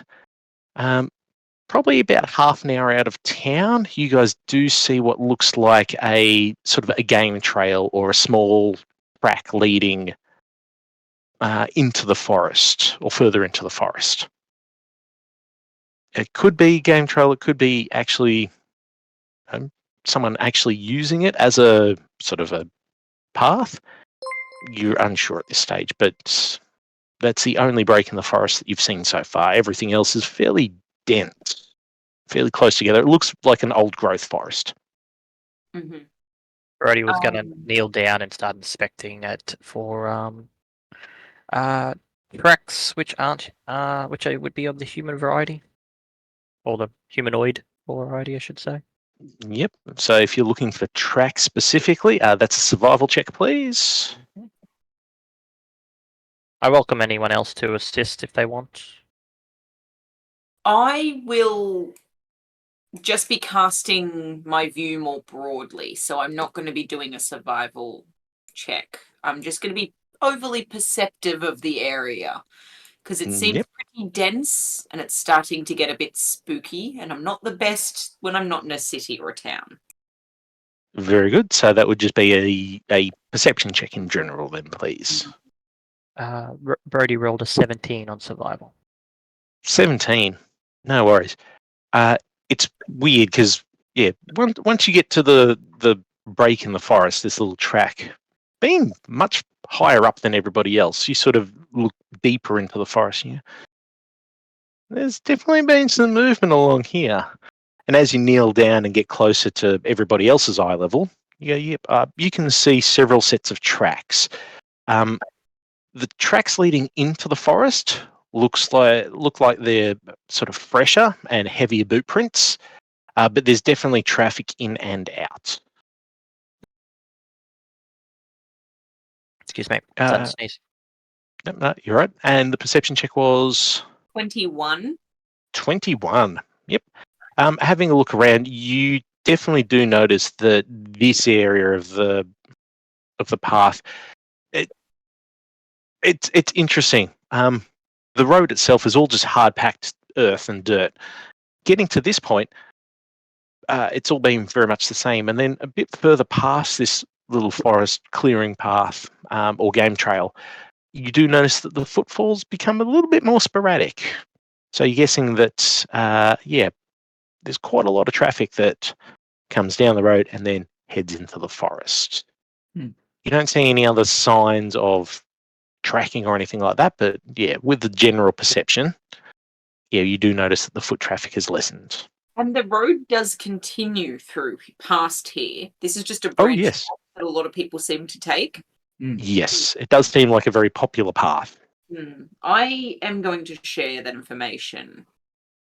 It just seems like there's a lot of people who turn off the road here. Yeah.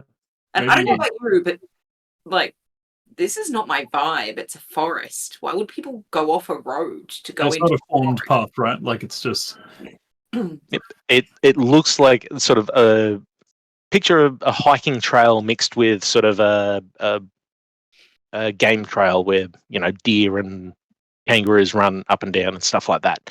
So it's sort of a cross between those. So it's not a man-made path, but it's not a purely this is a deer crossing sort of path. I feel like this might be the direction we need to head. Yeah, hey, my dudes, I found some people walking through here. I could probably track them for a fair bit. Oh, we can follow you then. Let's follow you. Let's You've do got the height advantage too. it. Ducking under the tree branches. You know. I was going to say we're now coming into a fairly dense forest. The height disadvantage now at this stage. If everybody else sort of ducks a little bit, Brody cops quite a few actual large branches to the forehead rather than just twigs and things.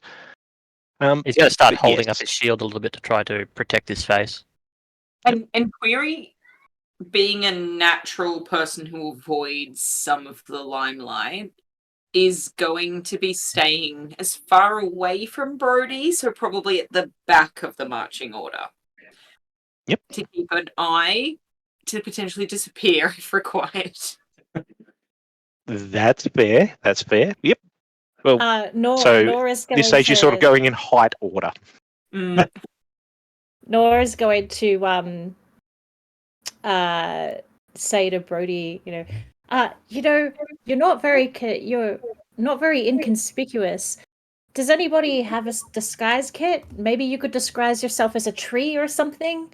Oh, I haven't learned any illusion magic yet, so I don't know, that didn't go so well last night. paint your face green and put a couple of fronds over your face. There are I'm already blue. It's, I hate to break it to you. Brody's just going to snatch off a smaller branch and just hold it in front of his face like this. Perfect. Solved. I can't even see you anymore. Who said that? So unless someone is going to go in front of Brody, Brody will go first. Someone offers to stand in front of him. I'm happy to go behind Brody. Yeah, me too. He'll get rid of all the overhanging branches. Alrighty, that's fair enough. So Brody takes the lead.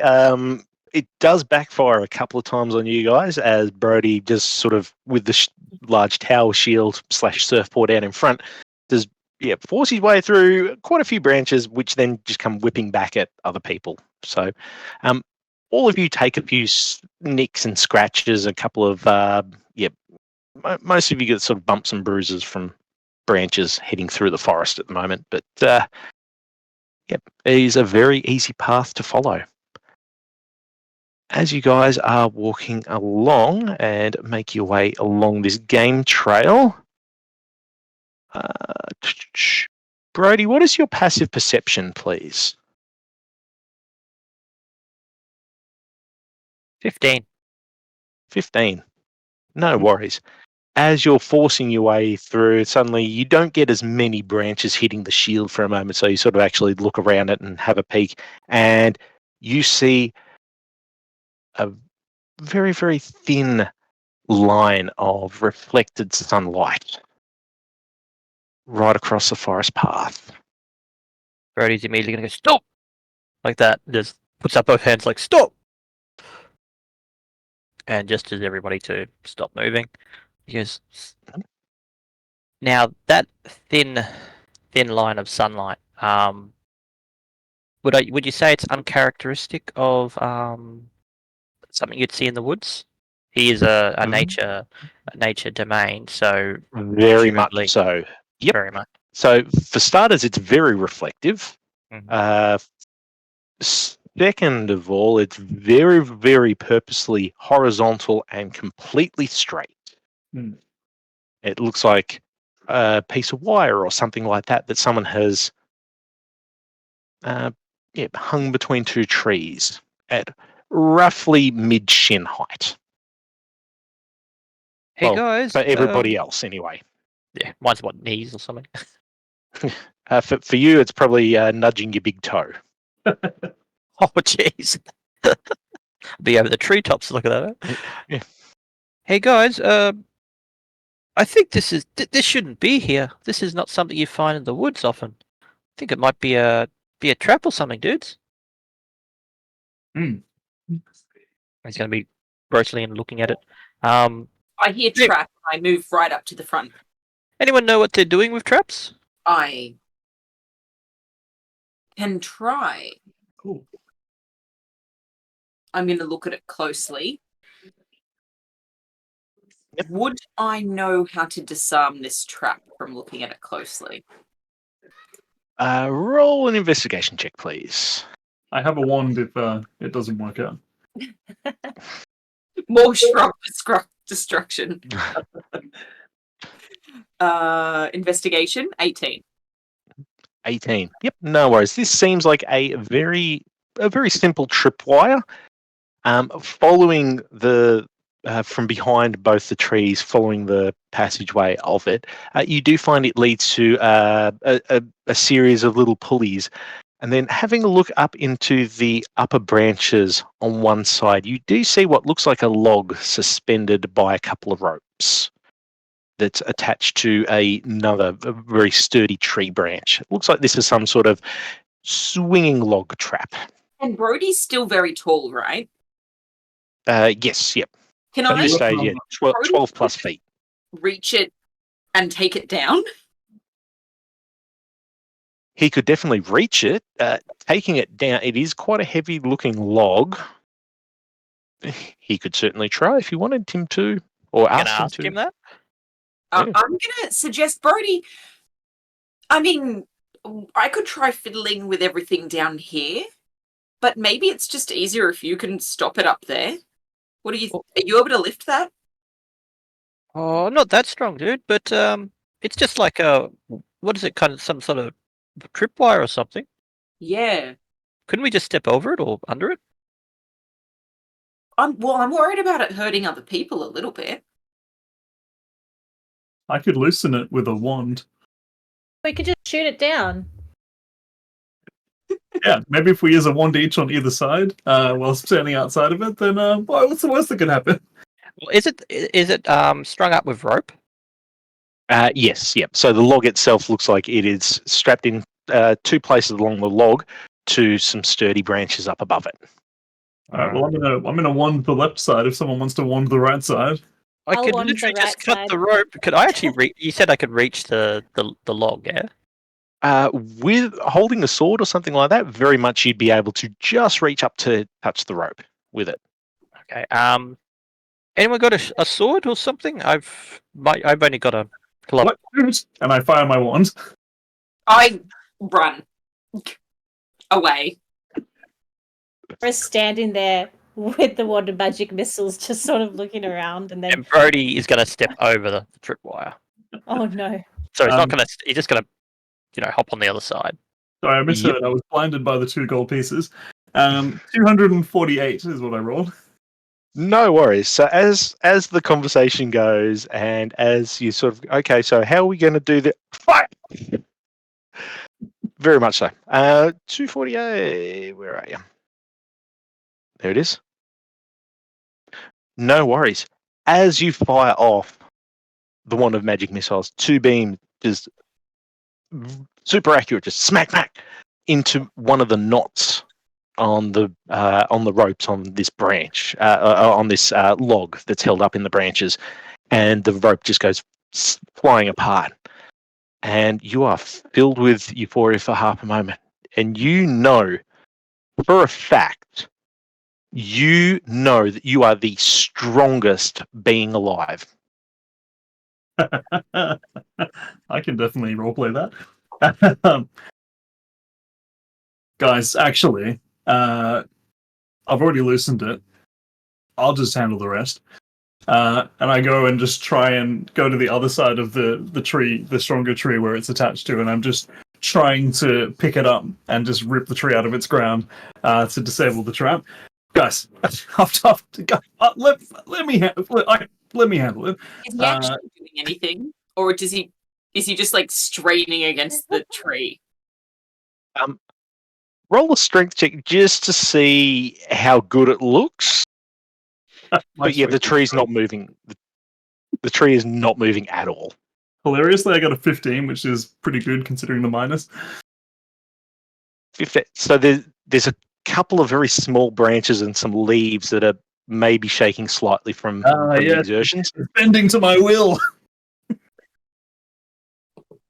But just out of curiosity, how high was this rope again? It was like really low on Brody.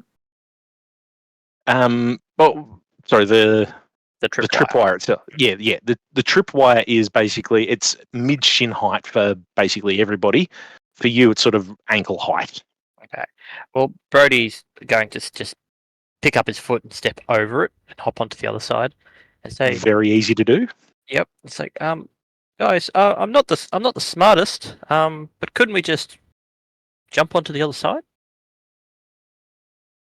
How much is this feeling of strength coursing through me?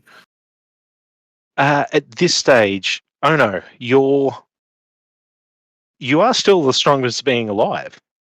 But this tree, obviously, no one can pull this tree out of the ground. This tree has probably been here for 1,000 years. Its roots probably lead through the Underdark to the center of the world, which is the only reason you can't move it.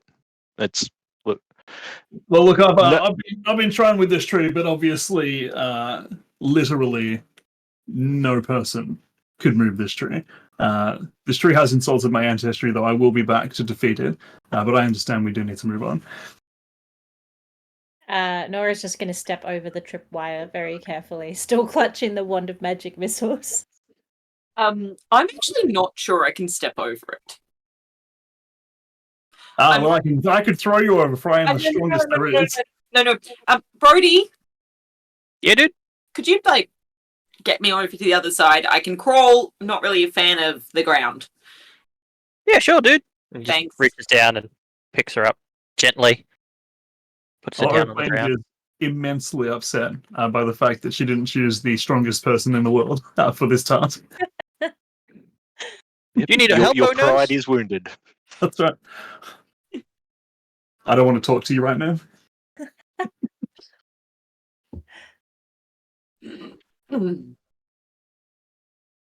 Very good. Continuing away through the forest, there don't seem to be. Sorry, the only other thing you do find is what looks like what would have been sort of another sort of, well, not a tripwire in this case. In this case, it's sort of a garrote wire. But Brody, the fact that it's not hitting you in the neck, it's hitting you somewhere around the belly button. You walk into it and go, oh, and you just detach this wire from the tree. This is like, it's not attached to anything either side. It's just literally wound around. It's just, there is a choking hazard for the most part. It's like, oh, snap. Dude, I don't think they want us coming this way. There seems to be traps everywhere. Should we be a little bit more vigilant or something? Well, no one would want to face me, the mighty uh-oh. Brody just literally stands there and stares at you for a moment, confused. I understand what I was told to do. Oh, I know. That's just what Brody would do. Standing a bit confused. That's fair. I make my cape billow, but this time it's not ironic. Well, he doesn't feel it's ironic anyway. No, he doesn't feel it's ironic. He feels it's earned. Like I can No keep worries. a lookout, but I do know nature fair well. But if anyone else is good at seeing things that are trying to be invisible, Very good at that. I'm usually trying to be invisible. I'm good at smashing things, but I'm not good at seeing real good at the moment. I'm just like generally every step along the way here, I am being quite perceptive. But I would also like to. I say to Brody, I think we might need a scout who might be a little stealthier than you, walking ahead. Yeah, I'm not really that stealthy. As everyone is known, because he doesn't even wear shoes, and when he walks with a big slop, clod. He's not the quietest. Mm. Or he's far So- from the quietest. I'm going to walk a little bit ahead of you. Just so that you're not drawing attention to me, would you mind keeping a reasonable pace behind me? Bear in mind, my legs are like the size of one of your toes. I could do that. Thanks, Brody.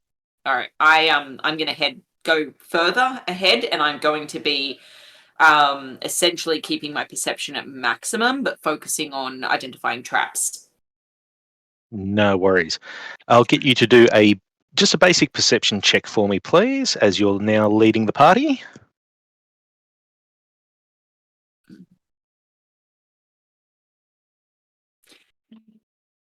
Six with a natural one.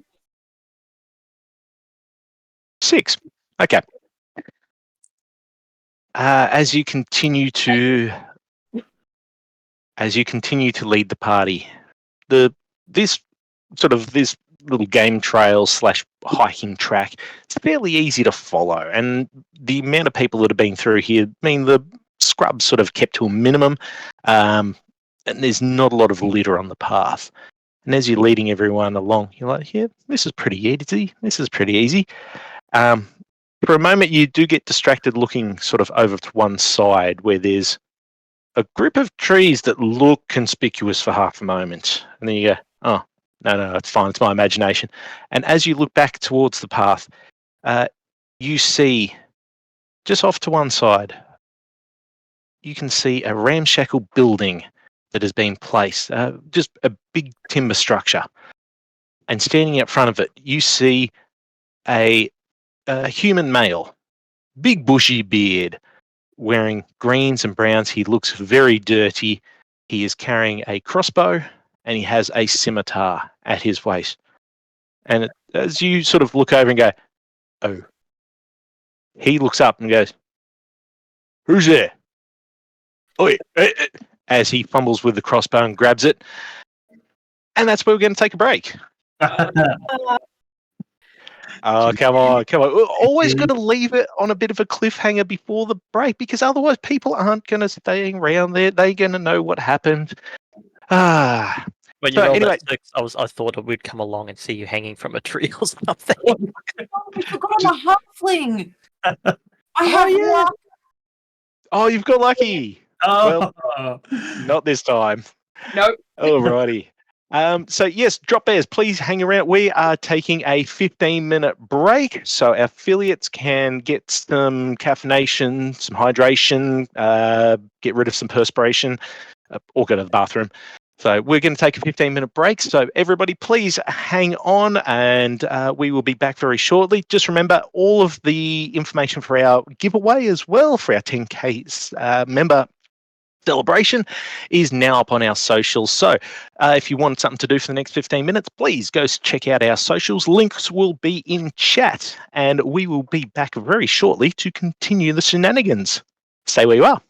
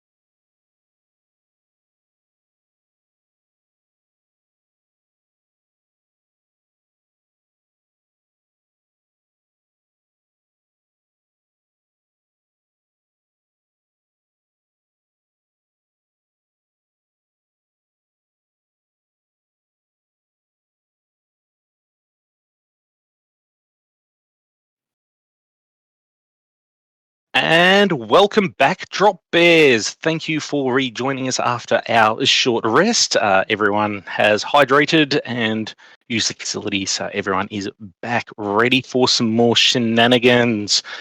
As we last left off, our players, our characters anyway, were wandering their way through a forest in search of bandits.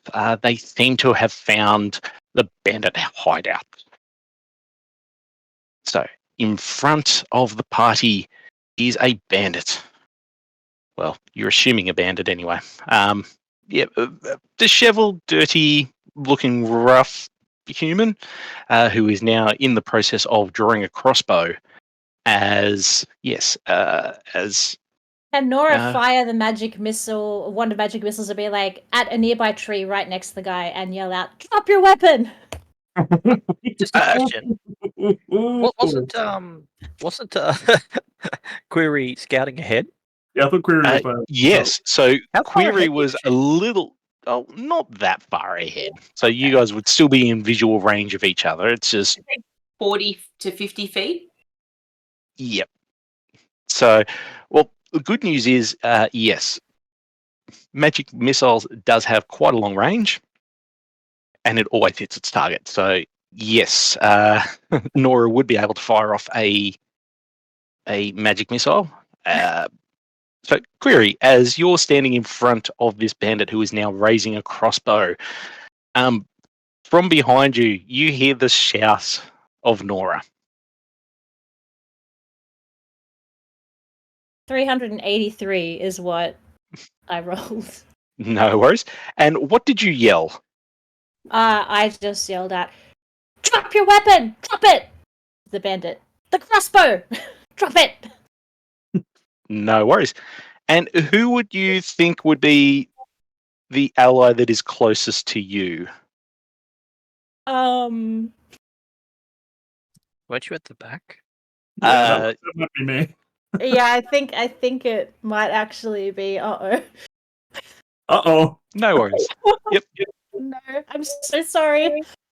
As these magic missiles slam into the tree, and the bandit, who didn't think there was more than one person, and sort of starts to raise the crossbow. Nora, as you sort of lean past and fire, you're like, "Yeah, that's good." And then you look at Ono. Yeah. Since when do you have a dorsal fin? Ono, you now have a dolphin-like dorsal fin coming from your back. That's uh-oh, by the way. Oh, I wonder if it infers any benefits to my already astounding strength. Brody would be running forward with his tower shield raised up to try to basically attempting to shield Query. No worries. At this stage, the bandit appears to be sort of on the edge of, do I fight or do I not? And then suddenly someone 12 feet tall just coming through the shrub. So he sort of puts crossbow down very gently. Look, didn't mean nothing by it, hey? we're all friends here. We're all friends here. Settle. I can tell you where the rest of them are. Just... Now, I'm going to sniff. Does he smell like alcohol or pine? This one, he smells like body odor and dirt. Ooh, which means he's not one of the two that have already been identified. Probably not, but the fact that he has already said he will show you where the rest of them are, you guessing he's with the bandits, or at least whoever he thinks you're looking for. I'm going to say not after the bandits as much as I'm after the trunk. Oh, look, if you're looking for the spoils, they're in with the boss. Got nothing to do with me. I'm just a guard. I'm low-hanging fruit. I'm slim pickings. Just easy. With his newly imbued sense of strength, very confidently strides towards this man, puts his hand on his throat, and attempts, in his mind, he's going to lift him slightly off the ground, and attempts to intimidate him, saying, "Take us there now!" Yep. Roll an intimidation check. Not with advantage, though, because despite the fact that you now have your hand on this man's throat, you're not the strongest individual, and he's sort of, okay. I did get a 17 in total. Yep. Just for lack of anything else, just the sheer bravado of the fake strangulation, and yeah, just the confidence that you approach this bandit. He acquiesces. Literally, just through the door there, in the shack. They're all at the back. Cookie might not be, but they're all in there. The boss and that many. And he holds up 7 fingers. Out of character for a second, I'm going to roleplay Uh-oh's not being able to come through on his strength. He's just going to like work out reasons why every time, because he has to believe. Yes, I used but 1% of my total strength. You don't want to see me use the 99 others. And the bandit nods slowly, like he's agreeing. Well, dudes, there's only 4 other guys in there. Let's go. What do we do with this one? I fumble around for a wand. Why don't we just tie him to a tree? Excellent. Anyone got any rope? All I've got is this bag of wands. All adventurers would have rope. Well, at least some adventurers have rope. I So actually do have some rope, yeah. yeah. I'll tie him as I will tie the tightest knot. Brody's getting a little bit concerned about so he's going to assist. Not that he needs it at all. Oh, thank you, Brody. I'll take your assistance. It's good that us strong folk, work together. I offer a hammer and pitons to anchor him to the tree with. Normally my fists are my hammers, but today I will use your hammer. Nora. That's generosity. All of this. Nora is watching all of this and decides that these magic missiles have been kind of useful so far. So before writing the little feedback and putting it in the bag, she just kind of has one sort of tucked into her belt and has another on deck, ready to just like blast at someone if need be. Nice. Yep. And considering they are sticks, they're very easy just to pull one out after another from the bag. So that's not a worry in the world. And while we're tying up the guy, Brody's just going to look at Oh No and says, "Hey, dude, have you always been a dolphin?" Yeah, Oh kind of didn't really realize until this second when you said that. Do I feel different in any way, or do I just have a dorsal fin? Well, it's made of cartilage and it is flexible. Ooh. It is covered with sort of grey dolphin-like skin. So it feels weird when you touch it, but you've got a sensitivity to it. Like you can feel it. It's just like, oh, that's new. That wasn't there before. We'll come back to that. I'm very curious about this. That's a major advantage if you're trying to go surfing, man. You can cut through the waves super quick. You'll have to show me later. Maybe I could be your new surfboard. Oh no, we don't use each other as surfboards, dude. That's what I got this for. I have much to learn. Well, the first thing, and if you're not going to stop him, Brody is quite ready to go into a full tutorial on how to go about surfing. I think there's 4 people in there we need to have a chat with. Oh yeah, forgot about them. I'm going to take out 4 wands and very happy to fire all 4 of them, but I will hold off until that moment. We're just going to go up and pick So- up the crossbow and pocket it. Yep, very easy to do. Unfortunately, it is a full action to use a wand, so you can't use all four at once. I probably wouldn't recommend it either, Fair enough. just in case. Very well. One at a time. But yes, so you are all standing between a ruffian who has been tied very thoroughly to a tree and a very ramshackle looking hut made out of twigs and sticks and branches and logs. It does have a sort of a decent looking door on the front. It doesn't seem to have any locking mechanism though. Can I? What was the guy wearing? The guy that was outside. Like he's- So he's wearing very basic leather armor. Yeah. And basically just greens and browns and sort of very drab, sort of think peasant camouflage sort of. Can I? If he's wearing some sort of overcoat as well, or something that's like a larger part of his clothing, can I take that, put it on, and become him? Very much so, yes. Yep.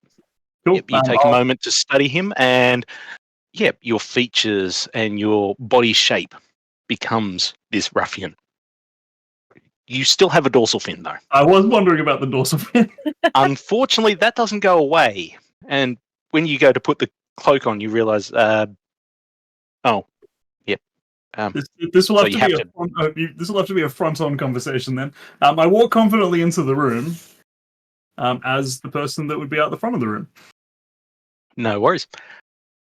So, as you open this very flimsy door at the front, the decent door of this very flimsy abode, you all find yourself standing sort of in a hallway itself. It looks like there's a couple of doors leading off either side. Right at the front, right next to the main entry door where you're at, there is one door leading off to your left if you're looking down the hallway. A little bit further on, there's one door to the right. A bit further on, there's another door to the right. And then right at the very end of the corridor, it looks like there is another door leading to the left. I'm not And gonna from fit where in this. you will fit just. You're a bit hunched over and Okay. everything's just very awkward and you're taking up a lot of corridor. So if you're trying to move through the corridor in a very hurried manner, it might slow you down. But for the most part, you will be able to hunch yourself down to fit, even if you're sort of walking at like a bit of a crouch. It's not going to This be is really easy, but uncomfortable.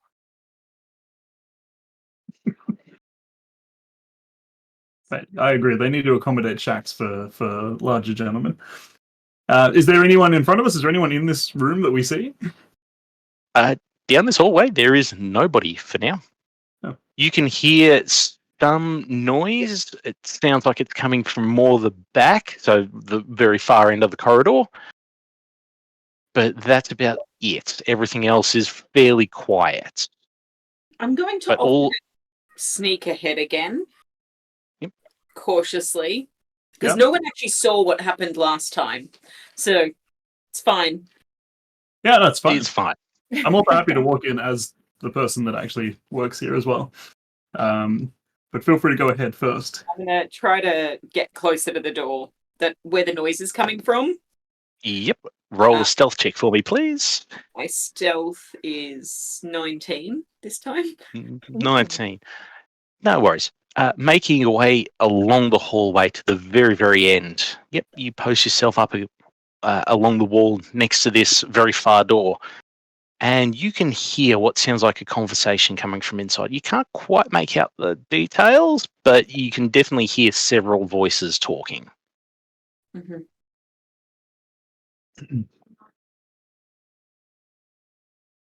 I'm going to try to get back to the group and let them know this information. Yep, no worries. With your stealth roll, after listening at the door for a moment, you pad quietly back using your little hobbitsy feet. And yes, very quietly sort of reconvene with everybody at the very entrance to the So I bandit can- hideout. I'm not sure that will be able to get into the room without being noticed. So maybe a shock and awe with Wandy Poos is the way.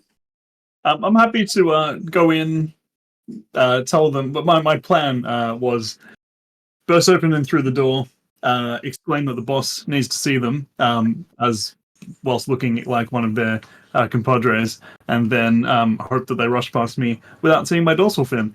And then we can either follow them to the boss, or we can just wand blast them, pick them off one by one. I might have a solution for your dorsal fin. Please. Okay, so do you have a backpack? Ooh. Actually, let me check. Yes, I'm sure I do.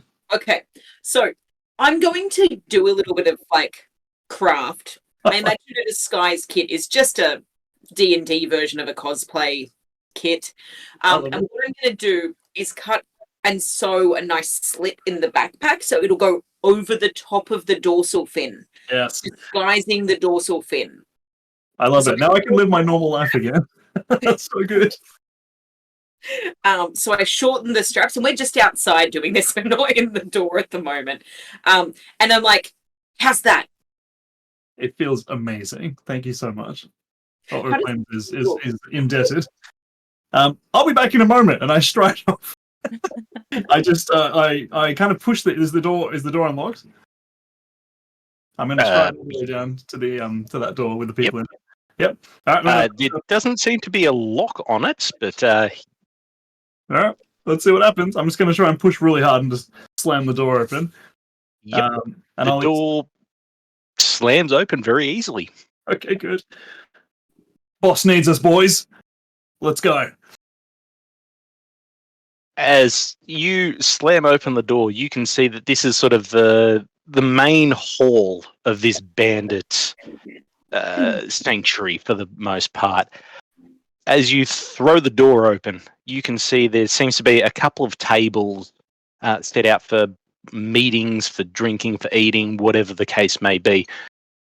As you throw the door open, you can see there's two people playing cards on one of the tables, and you look over and there are three other people seated, standing around another character who is seated at more like this throne type sort of elevated seat at the very end of the room. Time for backup plan. So as you go on, the boys need the boss needs us, and you sort of pause and look. The two people playing cards put their cards down. Look over at the phone. Back to you. They look a little bit confused. The three people around the figure on the throne just do a very slow.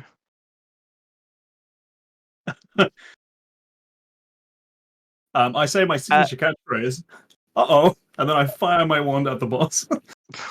I hear time for backup plan, and I've started to walk when I heard him say that. No worries. Alrighty, Alrighty. following suit. Yeah, same. I just see everybody start to run, and I'm like, oh, and after them holding my wand. Alrighty. So we've got one wand firing off, and then we're going to roll initiative. All Backup right. wands are coming. Bring me the wands. 163. So 160. I was going to say, Chris, that he did say the boss was in there earlier. Yeah. I wasn't paying attention correctly. He was too excited. Backpack. Rolled a 4 no. for my initiative. As I'm running after everybody, I almost stumble and I catch myself. The DM's just face palmed. I'm concerned. Oh no. All right. At this stage, after you fire the wand off, right now you don't notice anything different. Okay. Yeah, you get a bit of you have a bit of a hiccup, but that's about it. I now have 2 dorsal fins. No. Until you do something, you won't know that something's changed. That's it. But yes. Do we still do I'm some sorry. damage on him? It's, yes, yep. So I'll get you to roll a d4. Yep. Yep. Yep, that's a 4. That's 4. So you do 10 points of damage to the boss. No. Hit Thought he was out. points. Alrighty, no worries. Oh, sorry. I also forgot.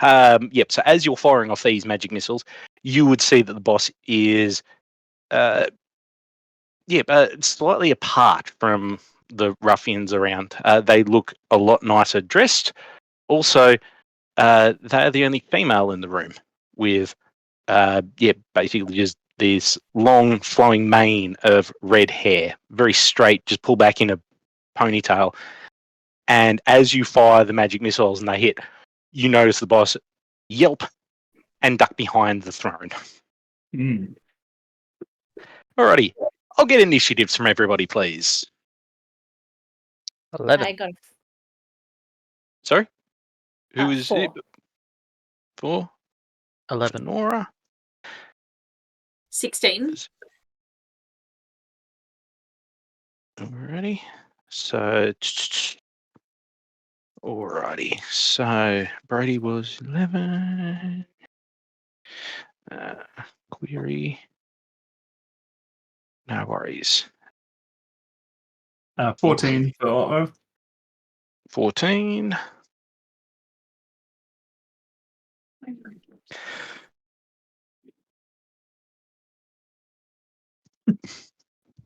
All right.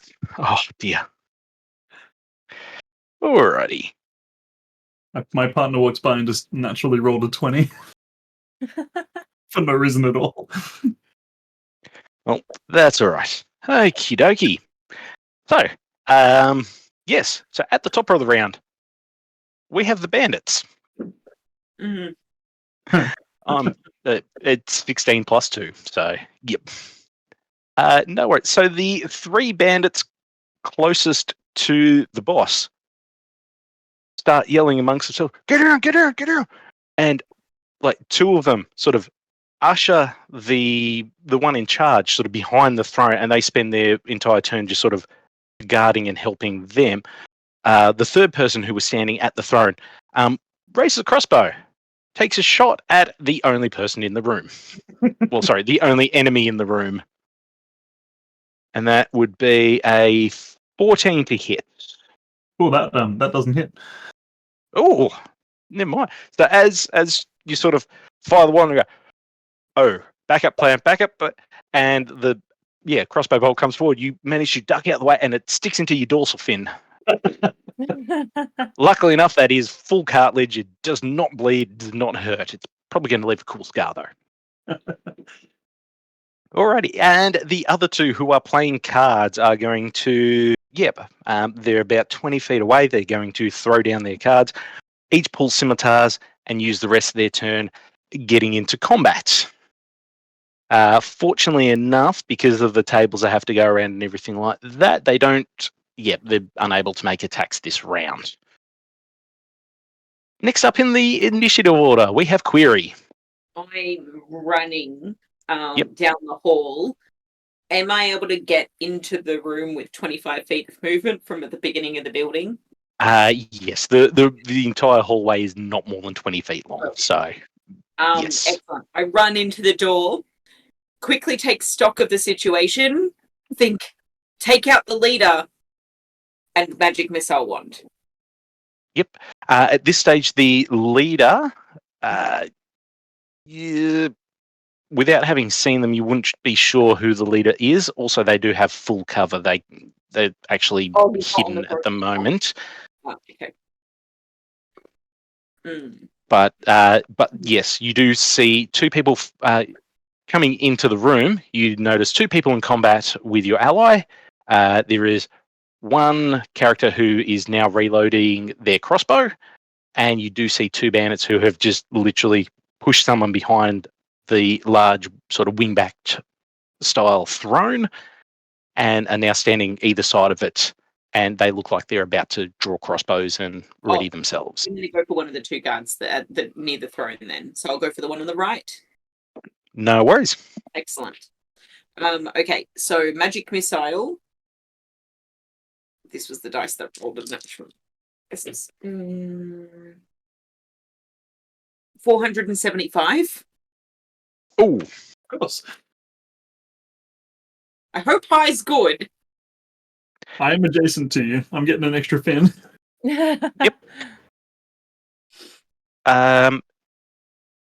yes. So roll for damage, and Oh. as you're rolling for damage, so that's yep. So a D4 because each of these just fire off 2 bolts. So On each bolt automatic? is separate damage. You can either well, technically, yeah, you can roll a D4 each, or for simplicity, you can just roll the 1D4, and I add that to both. D4s. Sorry. D4. Yep. So I rolled a 4 on the D4, I mean. Yep.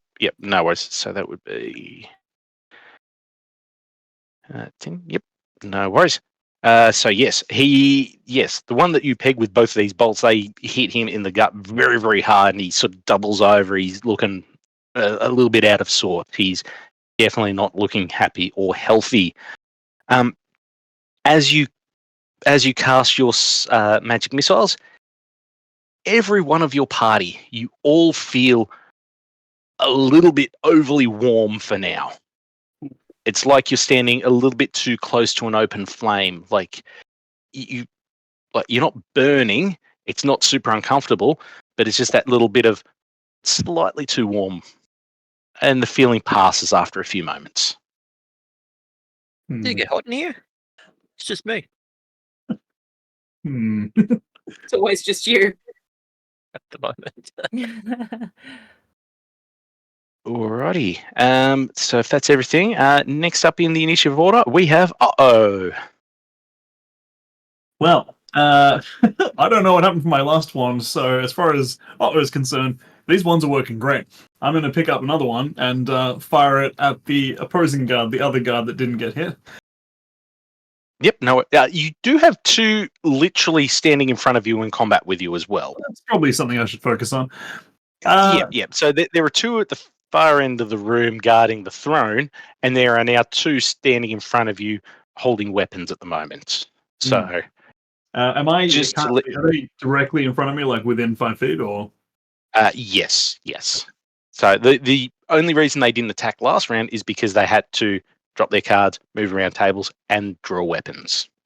Well, as I say, these ones are working real well, so I'm going to use the one directly in front of me to fire at the enemy directly in front of me.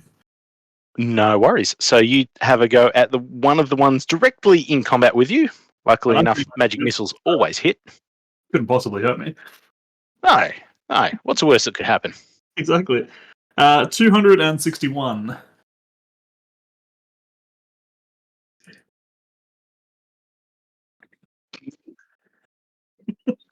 Excellent.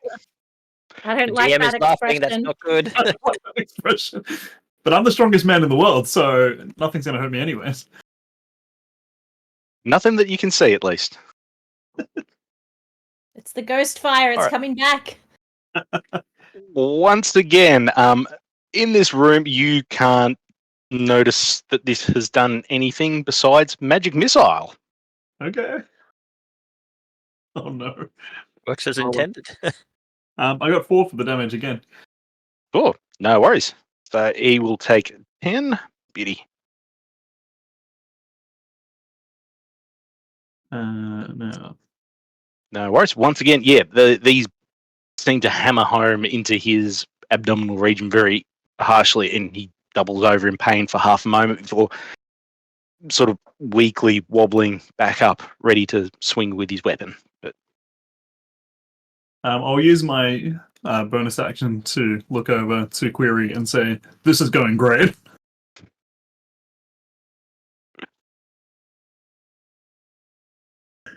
what's the worst that could happen? And that's my turn. Alrighty. Yep. Next up, we have Brody. All right. Brody's going to basically wander into the room, but is there any? Is it someone close enough to get into close combat with at all? Yes. has currently has two guards or two bandits in combat with him, or them, because being a male and they at this stage. But yes, you would be able to, especially being very much 12 feet tall, your gate would be long enough that you would be able to get into the room and in close combat with one of them if you wish. Awesome. Well, he's going to stride on over, and then put his hand across his club, cast Shillelagh, and he goes, "Hey, Jakes, welcome to the impact zone," and smack the first one that right in front of him. Very good. Roll for your magical stick bonk, please. Natural 20. Ooh. Nice. I'll double. Yeah, that hits. Yep.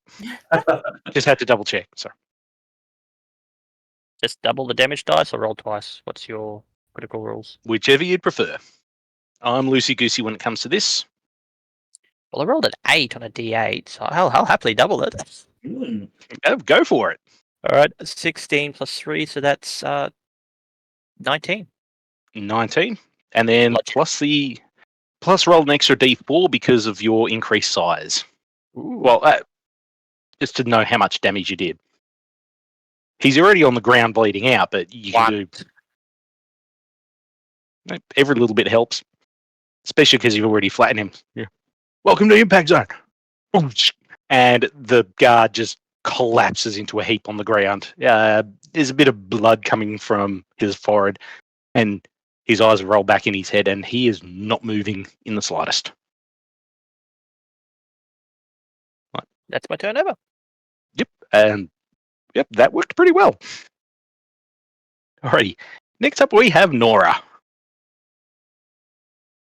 Okay, so if Nora runs up to where everyone is that going to put her thinking she would run up next to Uh-oh, so that she can get these two bandits in a line? Are they sort of standing beside one another, or? You would be able to get two in a line if you sort of, basically came through the door and sort of squidged to one side of Uh-oh. You'd be able to get two bandits in a line, yes. Okay. I was going to cast Mage Armor, but I think I'm just going to go for it, line them up, and then I take a bit of paper, crumple it up, chew it, and then spit it out towards them, and I'm going to use my acid breath weapon to just go... Classroom spitball, Dragonborn style. No worries. Now, that's So is that a it saving would be throw? a DC, yeah. So it would be a Dex saving throw, DC 10. And if So, they... 6.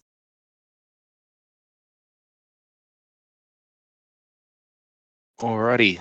So the one deeper in the room who was reloading crossbow manages to save. So will only take half damage, managed to duck out the way. The one that was in close combat with yes, he was a little bit preoccupied and rolled a 6. So he failed. So that one will take a 6 and the other one will take 3. Yep, no worries. So the one reloading his crossbow currently, a bit of acid splashes across. He and starts rubbing away at the sort of burning, smouldering leather armor. The one directly in front of you, the one who was in close combat and who has already been hit by a magic missile, but he gets a full splash and holds his face and screams, and just collapses to the ground, starts rolling around, and he's definitely out of the fight. Oh, nice. If he had, if the acid hadn't burnt his eyes, he may have seen that the paper she spat out at him just said "You suck" written on it. So that probably just sort of has plastered to his forehead, and just burnt its way in. Alrighty. Finally, we have the boss, who at this stage. Excellent. So back up to the top of the round. we have the bandits. We have. What are you doing? What are you doing? One of the bandits, one of the ones that was so far less than. Well, not all that. No, sorry, that one's not injured. Sorry. One of them, the uninjured one, will rush forward holding a scimitar. And at this stage, they're going to ignore. Brody, you seem like the biggest threat. Literally. Yes. So he's going to rush forward with a scimitar and take a swing at you with +2. That's a 19 total. That hits. That hits. No worries. So that will be. Oh, not all that impressive. That's 5 damage. 5 slashing damage. Damage. The other 2, one of them's only had a little bit of damage. He's already fired off 1 crossbow bolt. He's going to reload and shoot at because you're his original target. So he's just going to stick with that. That's a 14. That does not hit. Excellent. So you managed to once again get your dorsal fin involved, and you must be the mightiest person in the room because none of these crossbow bolts are landing. Can't hit me. Yep. Alrighty, and the last one is going to have a crossbow shot at Nora because, you just melted one of their friends, which is Should have cast mage armor. Oh gosh. which is not cool. That's so there'll be a 14 to hit. Yeah, that hits. Yep. My AC is No. so low. I'm sorry, you're a wizard. I know. Wizard, Laura. It's wizards are always squishy. Well, the good news is that's only 4 damage. Oh, thank goodness.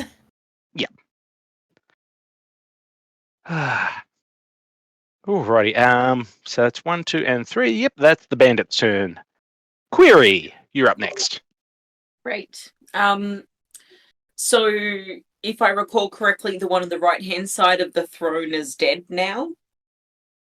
No. They're still alive. They're injured, very much so. The one on the left has now run forward and joined close combat. Mm-hmm. And then the one that was sort of floating in the middle is still with a crossbow and got a little bit of acid damage. I'm probably going to run forward because I feel like I'm best at close range. And I'm going to attack one of the one that's in close combat with, I think, John. Sorry, Brody. Brody. Yep. So there is one in contact with Brody. So, yep, you can definitely get involved in that. Oh, because this is time sneak attack comes in. Excellent. Yes, it is. Okay, so I'm going to go in with my primary weapon, and I'm going to roll to. That's 17 to hit. Definitely hits. Yep. Oh, it's a D6. 9 damage. Is that sneak attack and weapon damage? That's just weapon damage. And and sneak attack as well, yes, because you do have an ally within 5 feet. Is another 5, so that will take us to 14 damage. 14. What is your primary weapon? It's a short sword. Yep, no worries. The one that's roughly the same size as you. Tiny little halfling with, scaling wise, looks like holding a great sword almost. Yep. Oh, tough. Yep, you run up to this bandit who has just slashed one of your friends across the belly or thighs is probably the closest he could get with Brody's height. Yep. While he's distracted, you manage to come up and just straight through the middle of him. He has time to gasp, look down and go, and then collapse to the ground. Is there another one within range of me right now? Movement-wise, yes, you would be able to get into combat with the one floating around in the middle who has taken a little bit of acid damage. I'm going to move towards that one, and I'd like to use an offhand attack. Yep, no worries. So that will be a dagger or the like. Yep, Yep, dagger. go for it. So that's 21 to hit. Definitely hits. Yep. And I believe offhand you don't add your damage, your proficiency bonus to the damage, if I recall correctly. Or is it to hit? I can never remember this. I always get mixed up, especially because they've got a feat and a fighting style for it. Fairly certain it was to hit, but I could be wrong. Yeah. Nope, it doesn't get its damage bonus. It does get its bonus to hit. Yeah. So it just does the base damage. Yep. Just the weapon damage. Yep. I have a group chat with my D&D group where because it's the question asked most often, we added it to the description of the chat. So it's 3 damage. 3 damage. No worries. He's taken a little bit. So he's a little bit acid burnt, been shanked a bit by a shiv. And yep, he's still on his feet. He's still looking ready for a fight. He's just looking a little bit bleedy. Alrighty. Next up, we have Well, these ones have been going just perfectly. The last 2 ones, no effects at all. They must just be like amazing. So clearly, feels. Why would you change what's working? If you self-combust, I will not be shocked.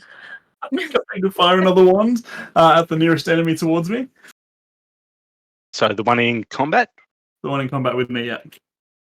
Oh, no. So there's no one in base contact with you. There's the one in combat with 2 of my friends. Yeah, let's do that one. Yep. Well, one of your friends.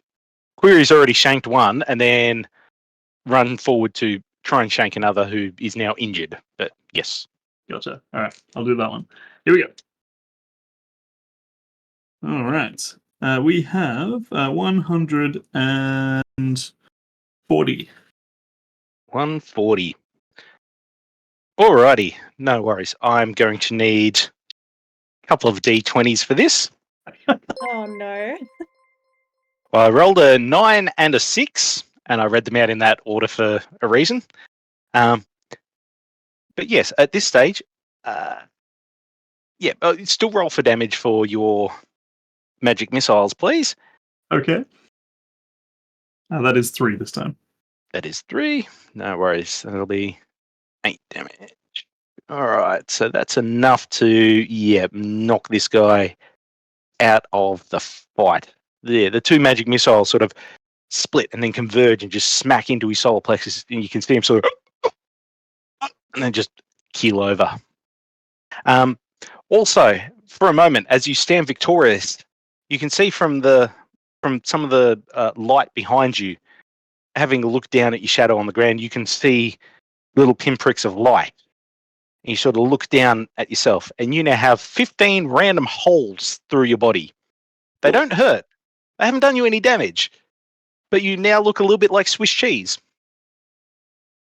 Quickly That drink plus my something. could make swimming interesting. Through? Speed All the way hole. through. You're They are aerodynamic. speed holes. Oh, you've got the fin as well? You could be the Flash. This is just further proof of my strength. Holy moly, dude. Yes. Very well. Yep, I'll use my bonus action to say I'm invincible. Oh, as soon as you speak, Oh. instead of saying I'm invincible, it automatically comes out as loud as thunder, threatening to deafen your friends next to you. Your voice is literally the sound of thunder, or as loud as thunder, and you can't control the volume. Still the same words, though? Exactly the same words, just Wow, instead of saying them, you shouted them to the point of deafening your friends almost. I am invincible! And this is why DM face palmed, because That works yes, so well. I am the mightiest being alive. I'm also the loudest. Oh, dude, God. jeez, tone it down, man. I'm having Nora's trouble gonna controlling take them. Nora's gonna take some paper and wedge it into her ears, like crumple it up and make little earplugs. Which is perfectly acceptable. Brody, we're up to you next. Is there anyone There left? is one bandit who is injured standing by the throne at the moment. Brody's just going to stride up and say, hit the lip, ho, Dad, and take a swing. Shall I lay again? Oh, it's lasts a minute, so. Yep. No worries. So roll for your magical stick bonk. 15. 15 will hit. They're not well armored. Ooh, 11 damage. 11. And considering he's already I copped a never couple roll of this magic high. missiles. Yep.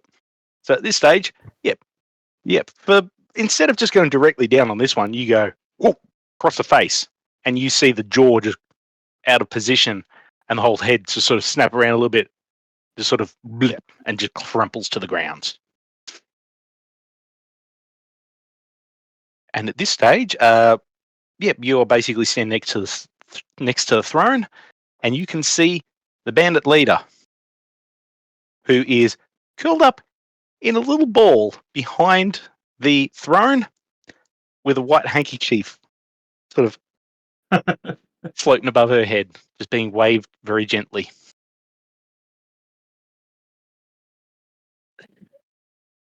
Hey, it's good that you gave up, dude. Where's the stuff? Alrighty. So we're up to Nora next. If I can cover the distance, I will go up to where Brody is near the throne and just sort of point the wand at the bandit leader and just say, "You heard them! Give up the goods!" Trying to look as menacing as possible with my papers everywhere. No, that's fine, because by the time that you approach, you can see that the bandit leader is curled up in the fetal position, waving a white handkerchief above their head as they're sort of curled up on the ground. Okay. So as you shout your threat, you're like, that worked. See, they surrendered. That worked. Yeah. See, I can be intimidating. Yeah. Next up in the initiative, we have the bandit leader, who squeaks very loudly, "Please, no, don't hurt me anymore.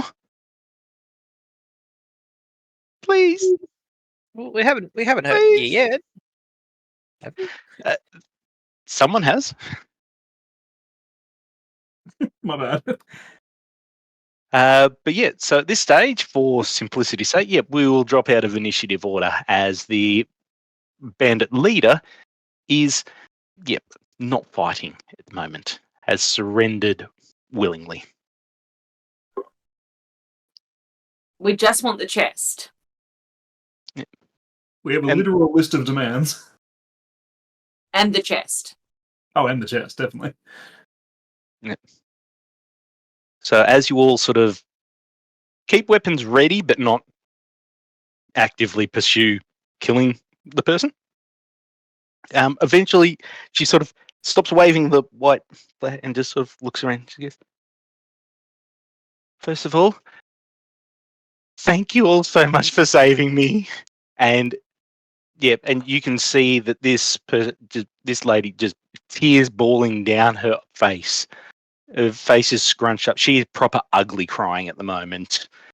And she's like, you can't believe this luck that I've had. It's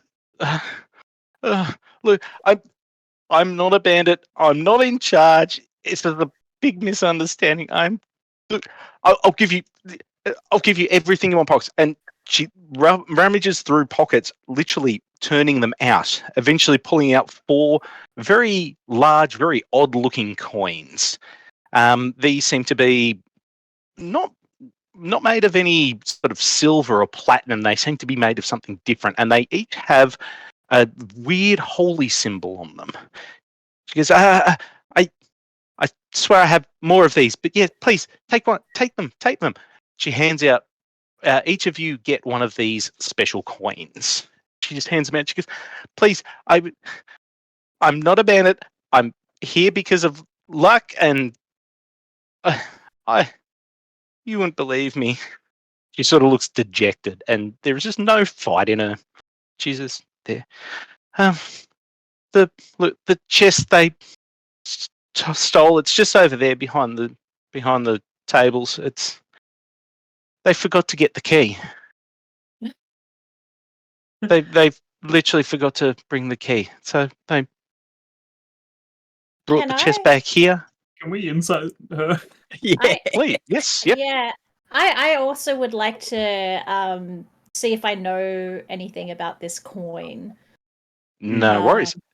So, for anyone who wants to test if she's lying or telling the truth or whatever, insight for the coins, that would be a religion check or an arcana check. I've got a 16 on insight. Just a 10 on insight. 21 on insight. All of you who rolled insight, she looks, pathetic and believable. This by no means could be a bandit leader. There is no way that a boss would be this pathetic. Mm-hmm. Query, what you also notice, this individual, having a look at their hands as they're sort of pleading and everything like that, as part of the insight, you would notice their hands don't have any of the telltale markings of weapons or anything like that. Out of everything, you'd probably say they're more of a pencil pusher almost. You see lots of almost what look like paper cuts on the ends of fingers, but absolutely no wear and tear and no calluses. That this person hasn't held a tool or a weapon in their life. Mm-hmm. I do believe you, I say to her, and out loud for everyone's benefit. And we also had was it religion or arcana which you went with? I went with Arcana. I got a 19. Yep, no worries. You would guess, having a look at these, there's some innate magic to them, but it's beyond your comprehension. This is more of a religious-based magic. So this would be more along the cleric/paladin miracle line of sort of power and energy. Having a look at the symbol, you're pretty sure from different parchments and bits of paper that you've got strewn about yourself, you're pretty sure it's one of the luck gods. You're not sure, but it's something to do with luck. Oh no, I don't know if we should hold this. What if it gives us bad luck? Is that a thing? Where did you get these coins? What did they do? I was traveling. I'm a minstrel, and I'm a card player by trade. I was between towns, and I wandered off the path to go to the bathroom. I managed to find a small chest. There was about a dozen coins. These coins, and I found them, and I collected them, and I thought, well, they're very interesting, and someone might wish to buy them, or a collector might want them.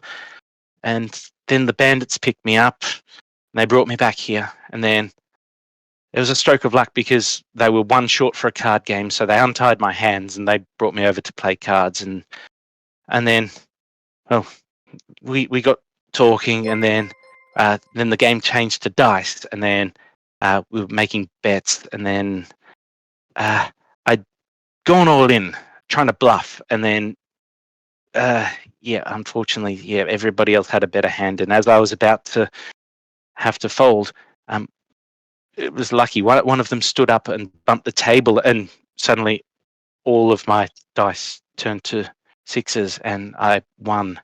And unfortunately, the bandit leader was part of that game and accused me of cheating. And they stood up and they drew a weapon, and I panicked, and I was trying to get away, and I shoved the table, and by some sort of coincidence or dumb luck, it hit them, and they fell onto their own blade. And then Brody would like to have a look at these coins with a religious check. No worries. Roll a religion check on that, please. And then, for whatever reason, one of the ones in the back, he was reading the guild rules at the time. I suppose it was lucky, because he then called out that I killed the leader, so I'm the new leader. I want to go home. I only got a 6. It's all right. Nora No. looks at the Home. coin and just kind of puts it like in her coat. I I'm put very tempted to fire a wand at myself now whilst holding this coin. Oh no. Really? I have so many elements that need to be repaired.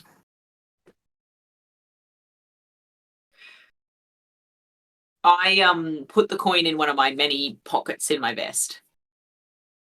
Excellent. No worries. Well, Yeah. Brian's gonna lean down and put his arm on her shoulder, and he's like, "Don't worry, dude. You're all right now. They're all gone. Let's get everybody back to town, eh?" Yes, please. I want to be away from here. Oh, if you want the rest of the booty, it's underneath the throne. She Cool. steps well away from the throne, and you can see she literally not even carrying a weapon on her. I'm going to look at all the booty and just take what we promised and anything else that looks like it's valuable. Yeah. Yep. Same. No And worries. It's a lot of them. the party as a whole to share the load of carrying it as much as we can. Mhm. Brody's going Excellent. to wonder if he can pick up that. Now that he's really tall, he's wondering if he can pick that trunk up by himself now. Okay. Tall does not equal strong, unfortunately, but it does help, especially because it is a very long trunk. So having the big arms, or Well, he's going to try. but yes, the rest of the booty that was pointed out is in a very small, unlocked chest, sitting underneath the throne. There is a grand total of 68 gold pieces. Well, technically it's different coinage. It's some copper and some silver, but it works out at 68 That's 17. using rounding rules.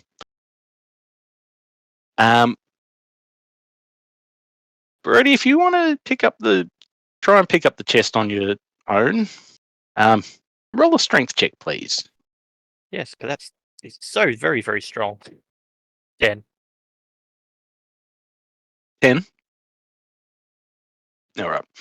Now, you are a size larger than you were, so the carrying capacity is better. But at 10, you pick it up. You manage to get it to the very, basically just to outside in the forest before having to set it down. It's a little too heavy and awkward for one person. A little help, guys. Well, Otto claims he's going to step into the forest a bit further by himself, or themselves for a second, and they're going to try firing the wand at themselves. Well, just before as you step out of the bandit hideout, you step out and you are surrounded by open, empty fields. You can see nothing but dirt and mountains as far as the eye can see. That was my wand, wasn't it? Oh no. Yes. Oh, it was. Damn. That was. Oh, this is terrible. They're going to think that we stole everything and then skipped town. We're going to have a bounty on our head. No. All of you step outside and can see the forest, except for Otto, Oh. who literally can't see the trees. Can we see Otto? Yeah. Everything for everybody else, your vision is completely normal. You can see everything. You, for the most part, well, the rules as written, you can't see plants. Right. You literally, they are nothing. You see through them. You don't know that they're there. What's going on here? Are we in the same place? Have we been transported, teleported? What's going on? We're in the same place we were before. We're just outside. Obviously not. There's no forest here. There was a forest that we just went through. I remember avoiding branches as we came in. No, the forest is right there. Look, I only asked you to help me with this trunk. You don't have to make up weird excuses. Am I the only one not seeing the forest here? I just go to poke you. Like, does my finger go through you? Well, when one of my many holes it would. I'm like, I If you think poke you're a hole, it incorporeal. goes through. I think you might be incorporeal. Hang on. And it hits you this time. So, like, okay, so you're really here. Yeah, I think I'm this here. means something different to you. Also, I didn't give consent for you to poke one of my mini holes. So Is he still talking really, really loud? yeah. Oh yes, yes. Okay, This is Where you are all talking normally, and you are getting thundered back. Don't touch my holes. So Alright, for everyone, I'm someone gonna who fix is for someone who is at the other side of the forest, is only hearing one side of the conversation about I didn't give you permission to touch my holes. Yeah. It's yes, yep. It'd be very confusing for someone further away. Alright, I this feel is the like last this straw. just this just reinforces the farmer McGee's thoughts that his house is haunted. First, there's like three flames, and then it's like, "Don't touch my hole!" as he's about to clean out a water spout, and it's like, That's amazing. I was going to walk off in a direction, but not knowing if there's trees there or not. But wants to get some distance between the group and is going to point the ones at themselves. They firmly believe two things: one, they're the strongest person in the entire world, and two, that the lucky coin, based on the story they heard, will imbue them with luck. So wand pointing towards self, and they're going to go for it. I will correct all that is wrong, for I am the strongest. No worries. So it does take you a good 20 seconds to get away from the group because you keep running into trees that you literally can't see. So it's yep. But yes, you can point a wand at yourself and fire if you want. I will. Go for it. As you're rolling the dice, for everybody else, well, actually, you include as well. You each now hold a lucky dice. So "Ooh." next time you roll a 1 in combat, let me know that you've rolled a natural 1. Or if you roll very low on something and you don't want it to be a low roll, tell me you're feeling lucky. Mm-hmm. And each of you get to use your coin once. I feel like I'm using it now. Maybe. You never know. You never know. Well, I did roll. Yeah, how does that work? So I got a 1, and then I got the max numbers of both of the percentiles. So you got a 1, 9, and 9. Yeah. No. Yep. Oh, okay. So 199. So that'd be 199. Yep. 199. Oh, I just realized I have something that is appropriate for Brody.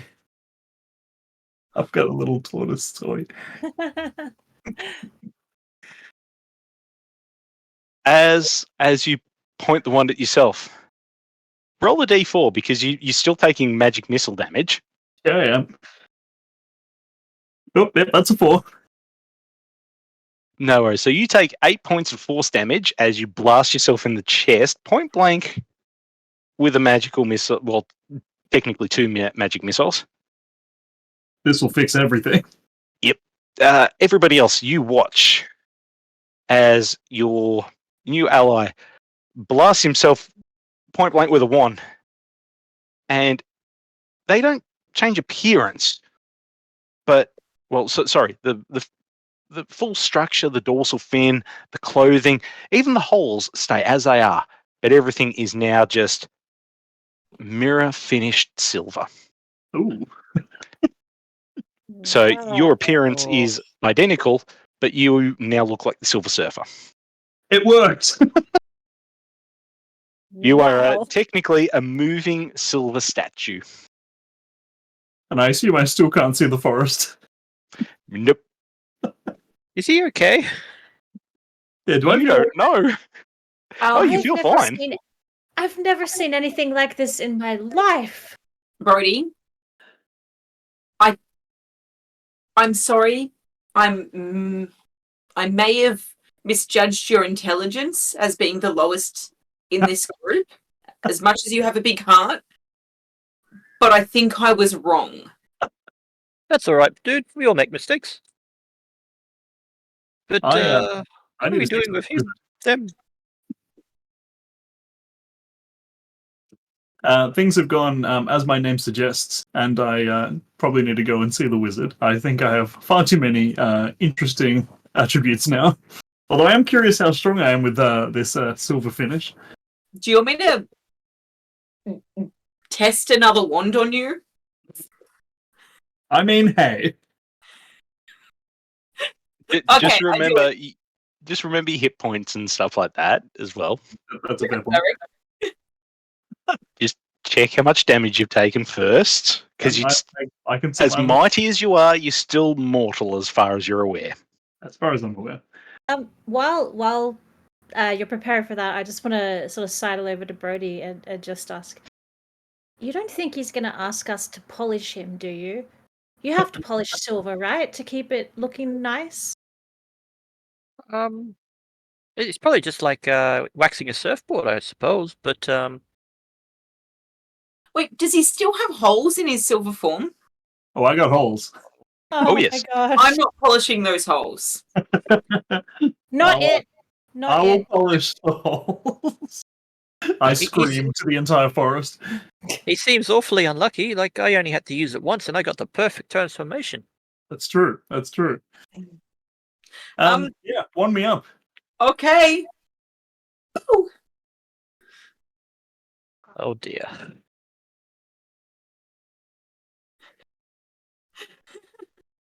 Okay, I'm If you want to blast him, using the same dice because so far they've been not terrible.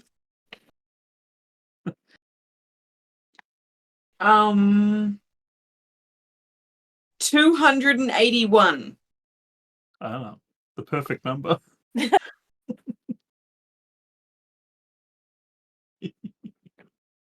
no worries. I'd like you to roll a d6 for me, please. Yes, Oh no. because this spell's affecting you. 5. Oh no.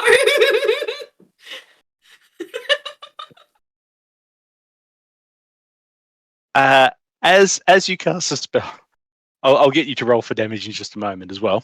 Okay. But yep, as you cast the wand, your midsection sort of it feels a little bit tighter, and it all just sort of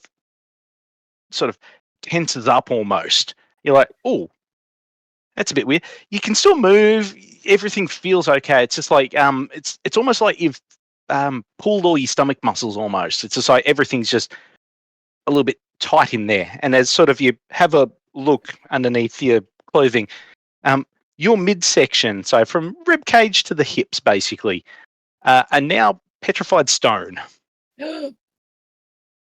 But so there's still scales though, right? Oh yeah, you've still got the croc scales. Everything still looks normal, and it is moving. It is Fizzled. now become, basically petrified. So there is a chance that, your organs are going to be protected against some strikes. But yes, it definitely looks more made out of stone than the rest of you. I see what you mean about these and self-experimentation. And you take I rolled a 2. The So- silver did nothing to help me. 4 damage. I'm glad it was only 4. No, Nora's gonna sort of as she sees all this, she's like, I don't think we should invest in this magic wand business. I feel like this is a lot of trouble waiting to happen. Waiting? I've got Yeah, tools! I agree. I think we need to get back to that wizard and I do think we need the solve wizard. this sort of stuff out. I am going to just pop a couple of notes about the seeing trees and the not seeing any plants anymore, and also the rock hard abs into my pouch so they go back to him. Very 2 good. second abs. I'm going to. I was attempting to whisper, not understanding how this works. Please take me back to the wizard. Please take me back to the wizard. Yep. Okay. Your whisper carries 300 feet in every direction as well. You manage to startle some birds out of one of the nearby trees, and as you glance up, some of these birds are literally just levitating in the air until they fly off. You're just like, what? Yeah, what's that Confusing. bird doing standing on nothing? All right, I'm going to need to hold on to someone as they take me back through the forest. Brody's going to pull out the rope and basically tie it around your waist, and then about a foot away, and then tie it to his I imagine arm. myself drifting between the trees, bumping into most of them. You do end up with a couple of bumps and bruises on your lovely, perfectly smooth silver skin on your shoulders. That'll buff out. Look, for a character of your might, you shrug it off. But yes, you all make it back to town after a few bumps and bruises, and it is getting towards dusk at this stage as you make your way into town. So we're still carrying the chest. Yes. And I think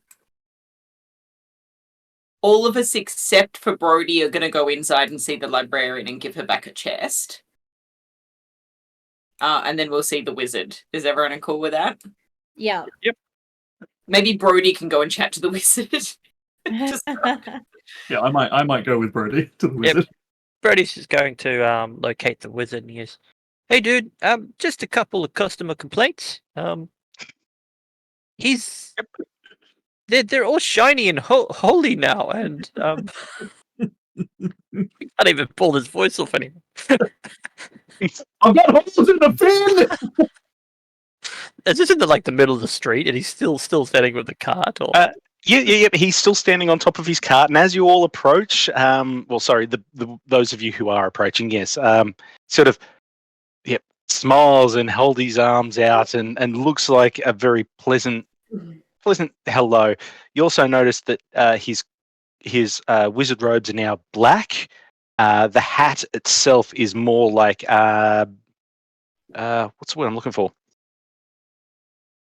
More like one of those scholarly. I forget the name of them, but they're one of those scholar hats where it's that, and it's got the board with a little tassel on it. Yeah, graduate cap. Yeah, one of those. He's got that, and his beard once again looks big and bushy and full, but it is also black now and hangs more almost past his belt at this stage. It looks a bit longer than when you last saw it. Yes. Welcome back. I see that you've worked out some kinks to the wands. you look a bit different. Do I? I don't know why, but that was the best response. No, here. I'm Alistair. I'm Alistair still. Yeah. What? Wait. Oh, I put on my new hat.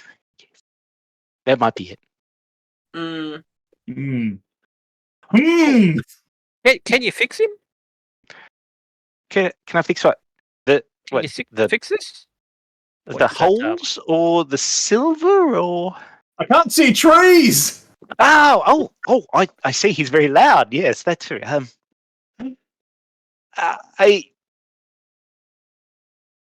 No. What do you mean, no, dude?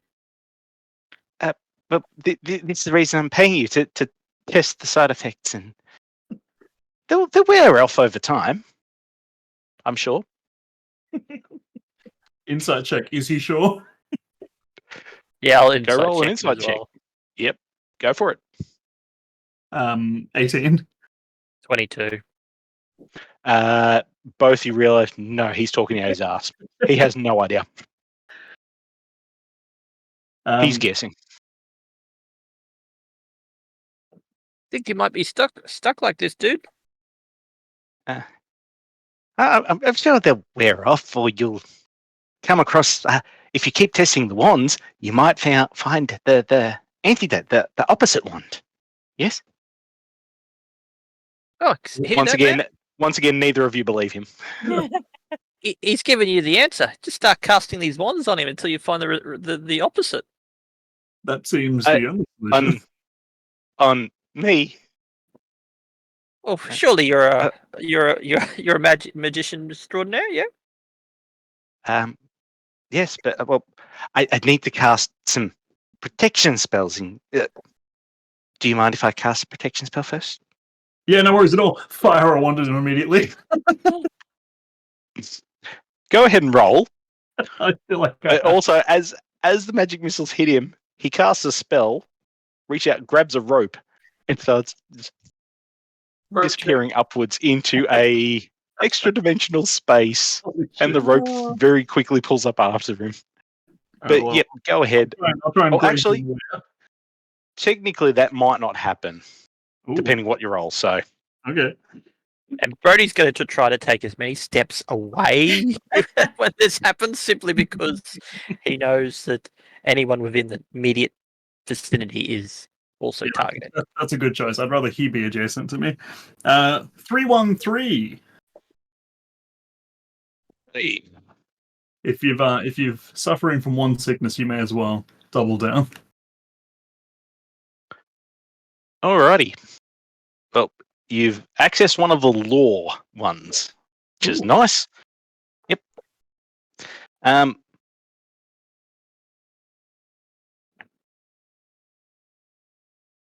313, you said. I did. Excellent. No worries. Well, this point, everybody on the inside would notice a difference. The two outside accosting Alistair would not notice much difference right now, because there's not a lot of people out on the street at the moment, because it is getting towards dusk. So, it's a bit past dusk. But yeah, you definitely nail him with a couple of blasts, and he scurries up into his rope trick, and pulls rope in after him. You're like, it's got away for now. Although we do have a free magic courage that we could possibly sell to help fund for your recovery. That's true. Where can we get horses in this town, eh? I'm gonna. Flames is gonna have to learn sign language, I think. So, with us being inside, you said that us being inside would have noticed something change. So yes, as you both head inside to chat with with Mistress Dusk, I believe you were going for. Yep, she's still inside the town hall, and as you head in there, she immediately sort of looks at you both. Excellent. Welcome back. Any luck on your investigations? Yes. Plonk chest down. Oh, excellent. This is most marvellous. I hope it wasn't too much of a bother. It's fine. Excellent. And you can see she drops down to it, and she looks at it. It's still in good condition as well. I'll give it a sand and a polish. It'll look almost as my eternal gratitude to you both. Did you lose the other two members of your party, of your investigation group? Alas, they're not quite in the same state they were when you first met them. We're just coming in to collect the reward for them, as they can't actually get in here themselves as well. Oh, yes, excellent. Give me just one moment. I'll grab the mayor. He's got. I entrusted him to hold the payment. She toddles off to one of the back offices before coming back, and the mayor approaches. And once again, very rotund individual, fedora at a jaunty angle. Goes, well, congratulations. Yes, of course, you've definitely earned this. And it pulls out 4 small sacks of coins and hands all 4 to you. Now, your compatriots, I was told, aren't in the same condition, but they're here, and they survived at the very. Do you want to follow us outside to see? No, I've got important business to take care of, but I didn't want to just hand over the coins willy-nilly, of course, as you understand. Yeah. They are they're outside. technically alive. Yes, Oh, Technically. excellent. technically. That is very good to hear at the very least. We Yes, have congratulations. healing costs ahead of us. Was there a damage pay bonus with this reward? In damage, and as the two townspeople look at each other, right about now is when the spell effect from the magic missile backfiring wand takes effect, and as you're both watching these townspeople, in the blink of an eye, they're not the same people you were looking at before. Mistress Dusk now looks like Mr. Dusk. Oh, Flatter chest, broader shoulders. Stands up a little taller, and suddenly, Mayor Charles is still Mayor, but it'd be more like Charlie maybe. As Mayor Charles now looks like a sort of middle-aged housewife, a little bit frumpy, still with a mustache. Nice. Ooh. But there is a definite gender swap between the two. And over at Nora. as you're watching them, they both sort of pause mid-sentence, looking at each other, and just.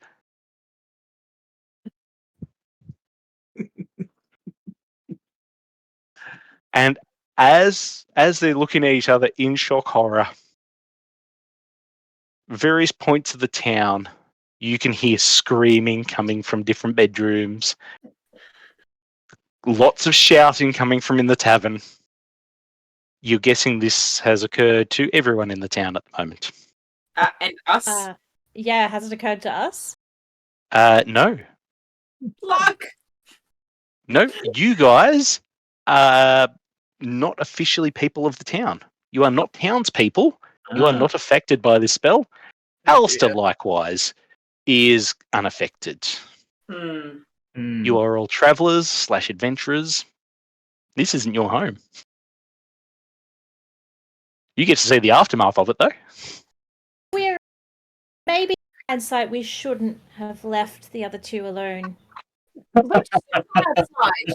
And I grab Nora and run.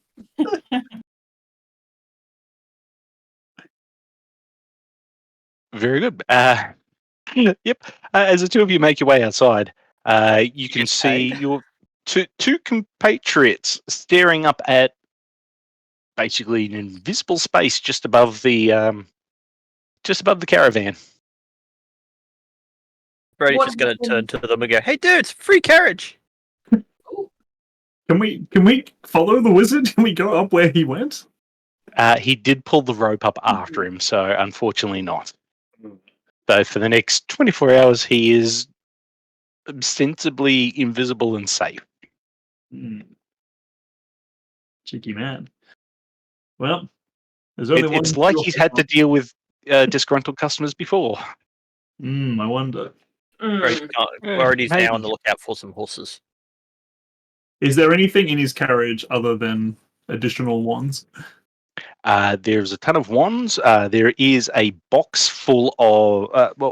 there is one small box just underneath the driving seat that says the word rewards on it, as if he was going to hand that out to a job well done. In the back of the wagon, there is a lot of magical reagents, powdered silver, dragon's teeth, dragon's blood, Eye of Newt, things like that, which would all be worth quite a pretty penny. Taking all of it, heading back to our town. What's in the rewards box? You can open the rewards box if you want. I mean, we're going to definitely take all the other stuff. I need to start a Go Wand Me account to No, Go Wand Me, anti-Wand Me. Oh, that's right. Don't Wand Me account. Yep. Yeah, I'm curious what's in the rewards box. I'm guessing it's nothing good, but I want to have a look at this point. Well, at this stage, as you guys are sort of poking around, the shouting dies down from everywhere else in the town, and you do see people coming out onto the streets looking across at the neighbors, going, "You as well!" Ah! And ducking back inside. And they're dealing with it as best they can, I suppose. But the rewards box, yes. You open it up. There are 4 individual items in there. Each of them, luckily enough, does have a label. There is a ring labeled Ring of Teleportation. There is a cloak that says Cloak of Invisibility. There is a small bound up carpet which has Carpet of Flying on a small tag attached to it. And there is a hat, a jaunty looking top hat with a tag on it, Hat of Disguise. I might. So if you guys want to divvy them up, you go right ahead. I'm just going to quickly go to the bathroom. I will be back, but you guys can decide who gets to test out what first, or who gets what reward, I suppose. I'd love the hat, I would like the Cloak of Invisibility. just so I can look like a normal person. Well, a normal distinguished person. I think I'd like to try out the carpet. Oh, what is it? Carpet of Flying. If nobody is opposed to that. What's the last one? Ring of Teleportation, I think. Yeah. I'd probably take that then. I hope these all do as labeled. Yeah. That's what I'm worried about. Barry's a little bit concerned about trialing any magic device. Yeah, I actually think that perhaps we should leave town before we use these, just in case people are like, "How did this happen? Magic! Look at those people over there on that flying carpet." That's probably not the worst idea. Why? What happened? Nothing to most of you. We did hear a few screams. What was going on with all that? Oh yeah, what happened with that? We don't know. It appears that the townsfolk have gender swapped. Oh, Wait, what? what? The mayor is now mayor with a moustache, but definitely more feminine. The librarian is definitely more masculine. Oh dear. We might see the introduction of neo-pronouns in this town. Might speed it along. We'll see MX. Oh, they don't think it's us, would they? Not if we get leave quickly. Yeah, not yet. And the wizard here. Okay, are we taking this carriage or? Maybe Carrot. now's a good time to try out this carpet of flying. This just before we do anything, this carriage, it's like it's got standard wheels and so forth on it. Oh yes, yep. So the carriage itself looks completely normal. It does have sort of the bit and bridle, or the where a horse would normally be attached. It's just at this stage there is nothing standing in that yoke. So the part where you'd normally see the horse sort of tied up and everything like that, all of those straps and everything are just hanging over nothingness. Mm. Is it worthwhile me getting a horse first? Well, it's hanging on something. Can we touch where Oh. it is? Maybe they're just It's not- invisible. Is it just it's like sitting in space? So They're just floating in space at the moment. So there's okay, nothing physical underneath it. There's no unseen servants pulling the carriage or anything along those lines. Just that looks like it's there because he bought a proper wagon and then enchanted it rather than building a magic wagon. okay. That's sort of what you guess from it. So it's Right. not really a magic. It's just Yeah. All right. Well, I'm a firm believer in people taking responsibility for their actions, and then he's going to just smash one of the wheels in as hard as he can, so that this wizard is going nowhere. It takes you a couple of swings, but yep, armed with a shillelagh club, very easy to smash a few spokes and Then he's going to cripple take it. some of those spokes and literally just lob them into the forest, knowing that wizards are known to try to mend stuff with magic, but require the original pieces. Very good. So at this stage, the wagon, you don't see it going anywhere very quickly. I think we need to hightail it, guys. Yeah, I agree. Yep. And we'll take all of the goodies, I guess. Did we get paid? Well, we got paid in our own way. We have payment for the chest we returned, at least. Well, good. I should probably be speaking at a minimum. I divvy out the bags of money. So you each now have a small sack of coin, 50 gold pieces. That's we Well, Dust Bowl should be pretty happy, eh? have 67 in total. I'm gonna have to start funding a life of magic restoration somewhere. And you've also got a ton of magic wands still. Although not my anyone own we business. sell them to won't be particularly happy. Discount effects may vary.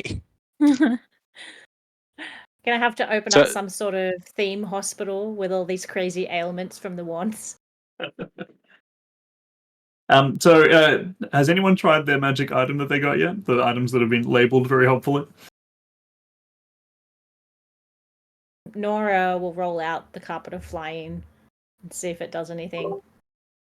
I think with the Um, cloak, I might have to attune to it, so I wouldn't be able to use it for a while. None of these are attunement items, just for Mhm. simplicity's sake. Okay. Yes, you roll out the flying carpet. The carpet tag itself does have a handy little code word on it saying activate. Hmm. So you're guessing the activation word is very, very basic, i.e. the word activate. Right. But activate. Yep, no worries. So this rug, which is relatively small, it's sort of it's big enough to put in front of a couch to rest your feet. You'd fit 2 people on it, sitting comfortably, 3 at a squish, as long as any of those 3 don't include Brody. But yeah, so it's a very small carpet, but as you say the word activate, it starts hovering about 30 centimeters off the ground, just gently sitting there. Oh, wow, it does work. I scream. I try my cloak. So you put the cloak on, Mm-hmm. and yep, and everybody, you can see this beautiful glowing cloak over you. Sorry, in the moonlight, it's like it's almost glowing this purple satin. And then as you activate it, it turns invisible. You look like Just- a tree. Yep. No.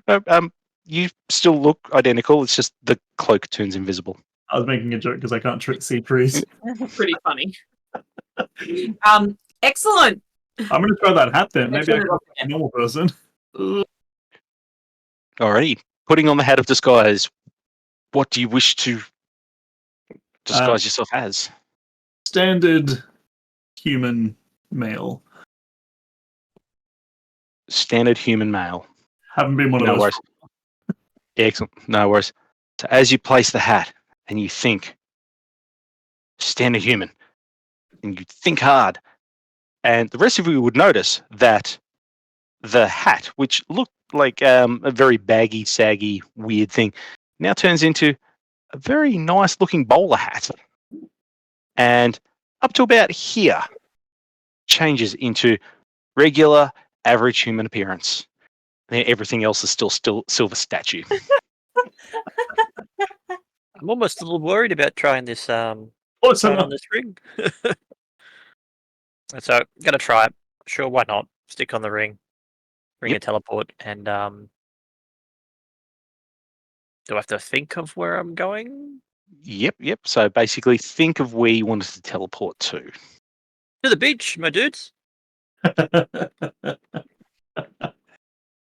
No worries. As you sort of clench the ring and think the beach, suddenly the ring teleports. Aw. Just the ring. Just the ring. Oh, 600 miles away on the coast, there is a fisherman who is just reeling in a line when suddenly ring just pops out and lands on the sand next to him. He goes, "Oh." It's in his pocket, continues reeling in his fish. Oh, that ring is so lucky. I miss the waves.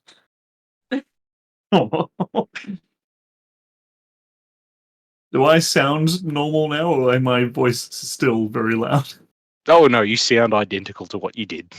It's Voice of Thunder. Damn it! Damn you, Alistair! Damn you, Alistair! We saved the town. Yeah. We helped the you got- librarian. We saved our Hey. town. I mean, we saved the town from Alistair. We've Oh, made that- it a very progressive town. They'll be fine. All in all, a job well done, I think. hmm I might need some counselling, though. Oh dear. I rock Just- hard abs. just I'm build them. great. Yeah, look really literal rock hard abs. Yep. So good. Is And Nora the this- only one with no changes? Well, Yeah, I she's don't got a know. lot of How did you fun manage that? notes. Yeah, she's got a lot of fun notes pinned to her now, but that's about it. It's yeah. I don't know how I avoided it. I Hey, do you want to try You- this one out? Yeah, you're welcome to pull the wand out. I guess, you know, why not? One more for the road. Would Oh, you a shoot job well one up done. into his hole? Yeah. Pardon? Because it's currently open. Oh, It's just we can't get up there because the rope trick. Should okay. we all do it at once? Yeah, I mean, as our final act. Yeah, let's do it. This is a terrible idea, but let's do it. I'm on board. What Just- could go wrong? One shots be one shotting. Brody's Go gonna for try it. as well. Well, we can actually just No put it worries. into the dimension space, can we? Okay. Let's do It it. Well, doesn't close. Brody could probably reach into the interdimensional space to actually launch it Oh. if he really wants. Oh. But everybody else will have to sort of settle from ground level to sort of make Alistair's day. Us three can step Ruined. up it. We'll Hang be on, slightly hang on. higher up. If I can stick my hand in there, couldn't I pull myself up or try to reach in to see if I could grab something? You could try, but just for the most part, with rope trick, as soon as the rope's pulled up, there is, according to the rules of the spell anyway, basically it cuts off access. So it's ideally, well, considering where it is or the height of it, yep, you'd be able to sort of reach up into there. But All but right. you're more than welcome to take out your frustrations on Alistair and blast into his little hidey hole. Well, I'm going to stand on Nora's flying carpet to get a little bit of extra height and Okay. fire my wand. I just fire it straight up. No worries. Who's leading us off? I've Nora. already rolled. Yes, Nora can lead us off. Nora steps underneath and just, with a sigh of frustration, points the magic wand upwards and rolls a 349. We could all just do it simultaneously so we see all the results. That could be Oh, fun. yeah, you can all pre-roll now. That's fine. All right. Who would you say is the who would you say you were standing closest to, Nora? Make it R. It was Ono / Bring me them holes, Yep. baby. It's a bit of both at the moment. So is oh no, starts barking like a dog. Oh no! You are unable to speak any other Is it- language, and your barks apparently, are basically the same volume as thunder. Oh, 375. This could only get 375. Who would you say is the closest ally? Nora. Nora, you are now levitating 3 inches off the ground. Hey, that's pretty you cool. can fly! Oh my gosh! That's awesome. I'm like a real dragon now. 3 inches off the ground. Oh, That no is all. higher? No higher. Just 3 inches off the ground. I'm just a floating tent of paper. That's kind of cool. I got 181. Ooh, low. 181. New number range. As you blast up into the extra dimensional space, Alice's head pops out for a half a moment. She's, "Hey, stay here!" And roars like a dragon Oh, before, Ah. and ducks his head back. that's great. I got 498. Pretty high. That is. Sorry, I actually got.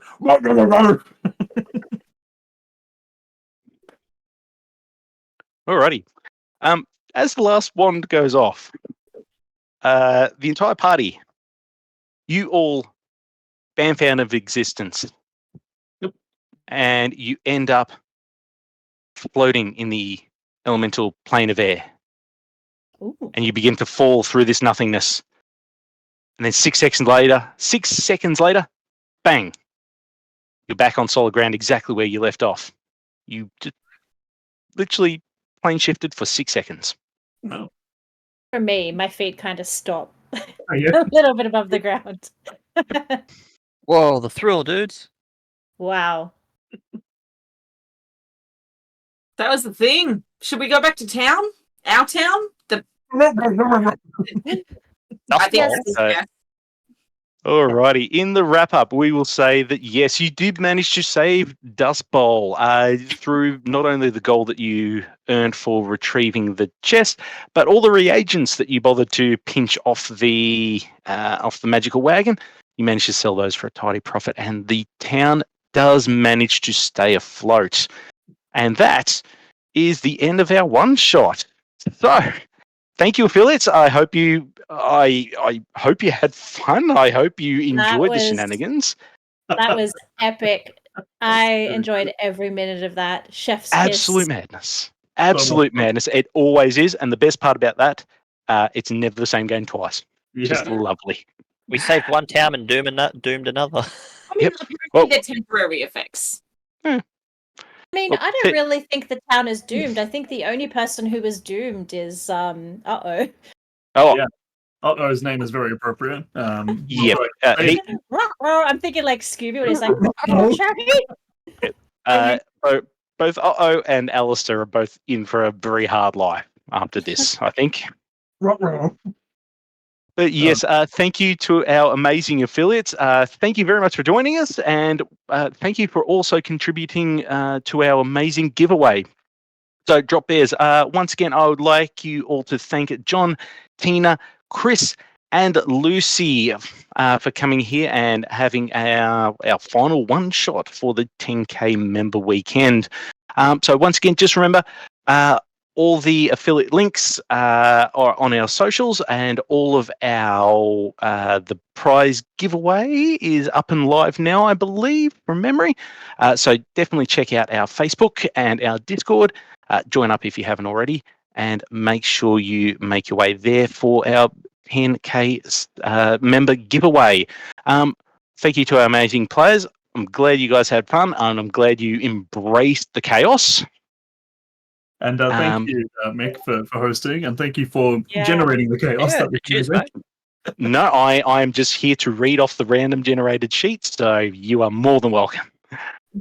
So thank you to our players today. Thank you all the Drop Bears for hanging around and watching. Once again, our Modmin team who are doing this, who are looking after Twitch stream as well, who do the day-to-day backbreaking work for both our Discord and our Facebook.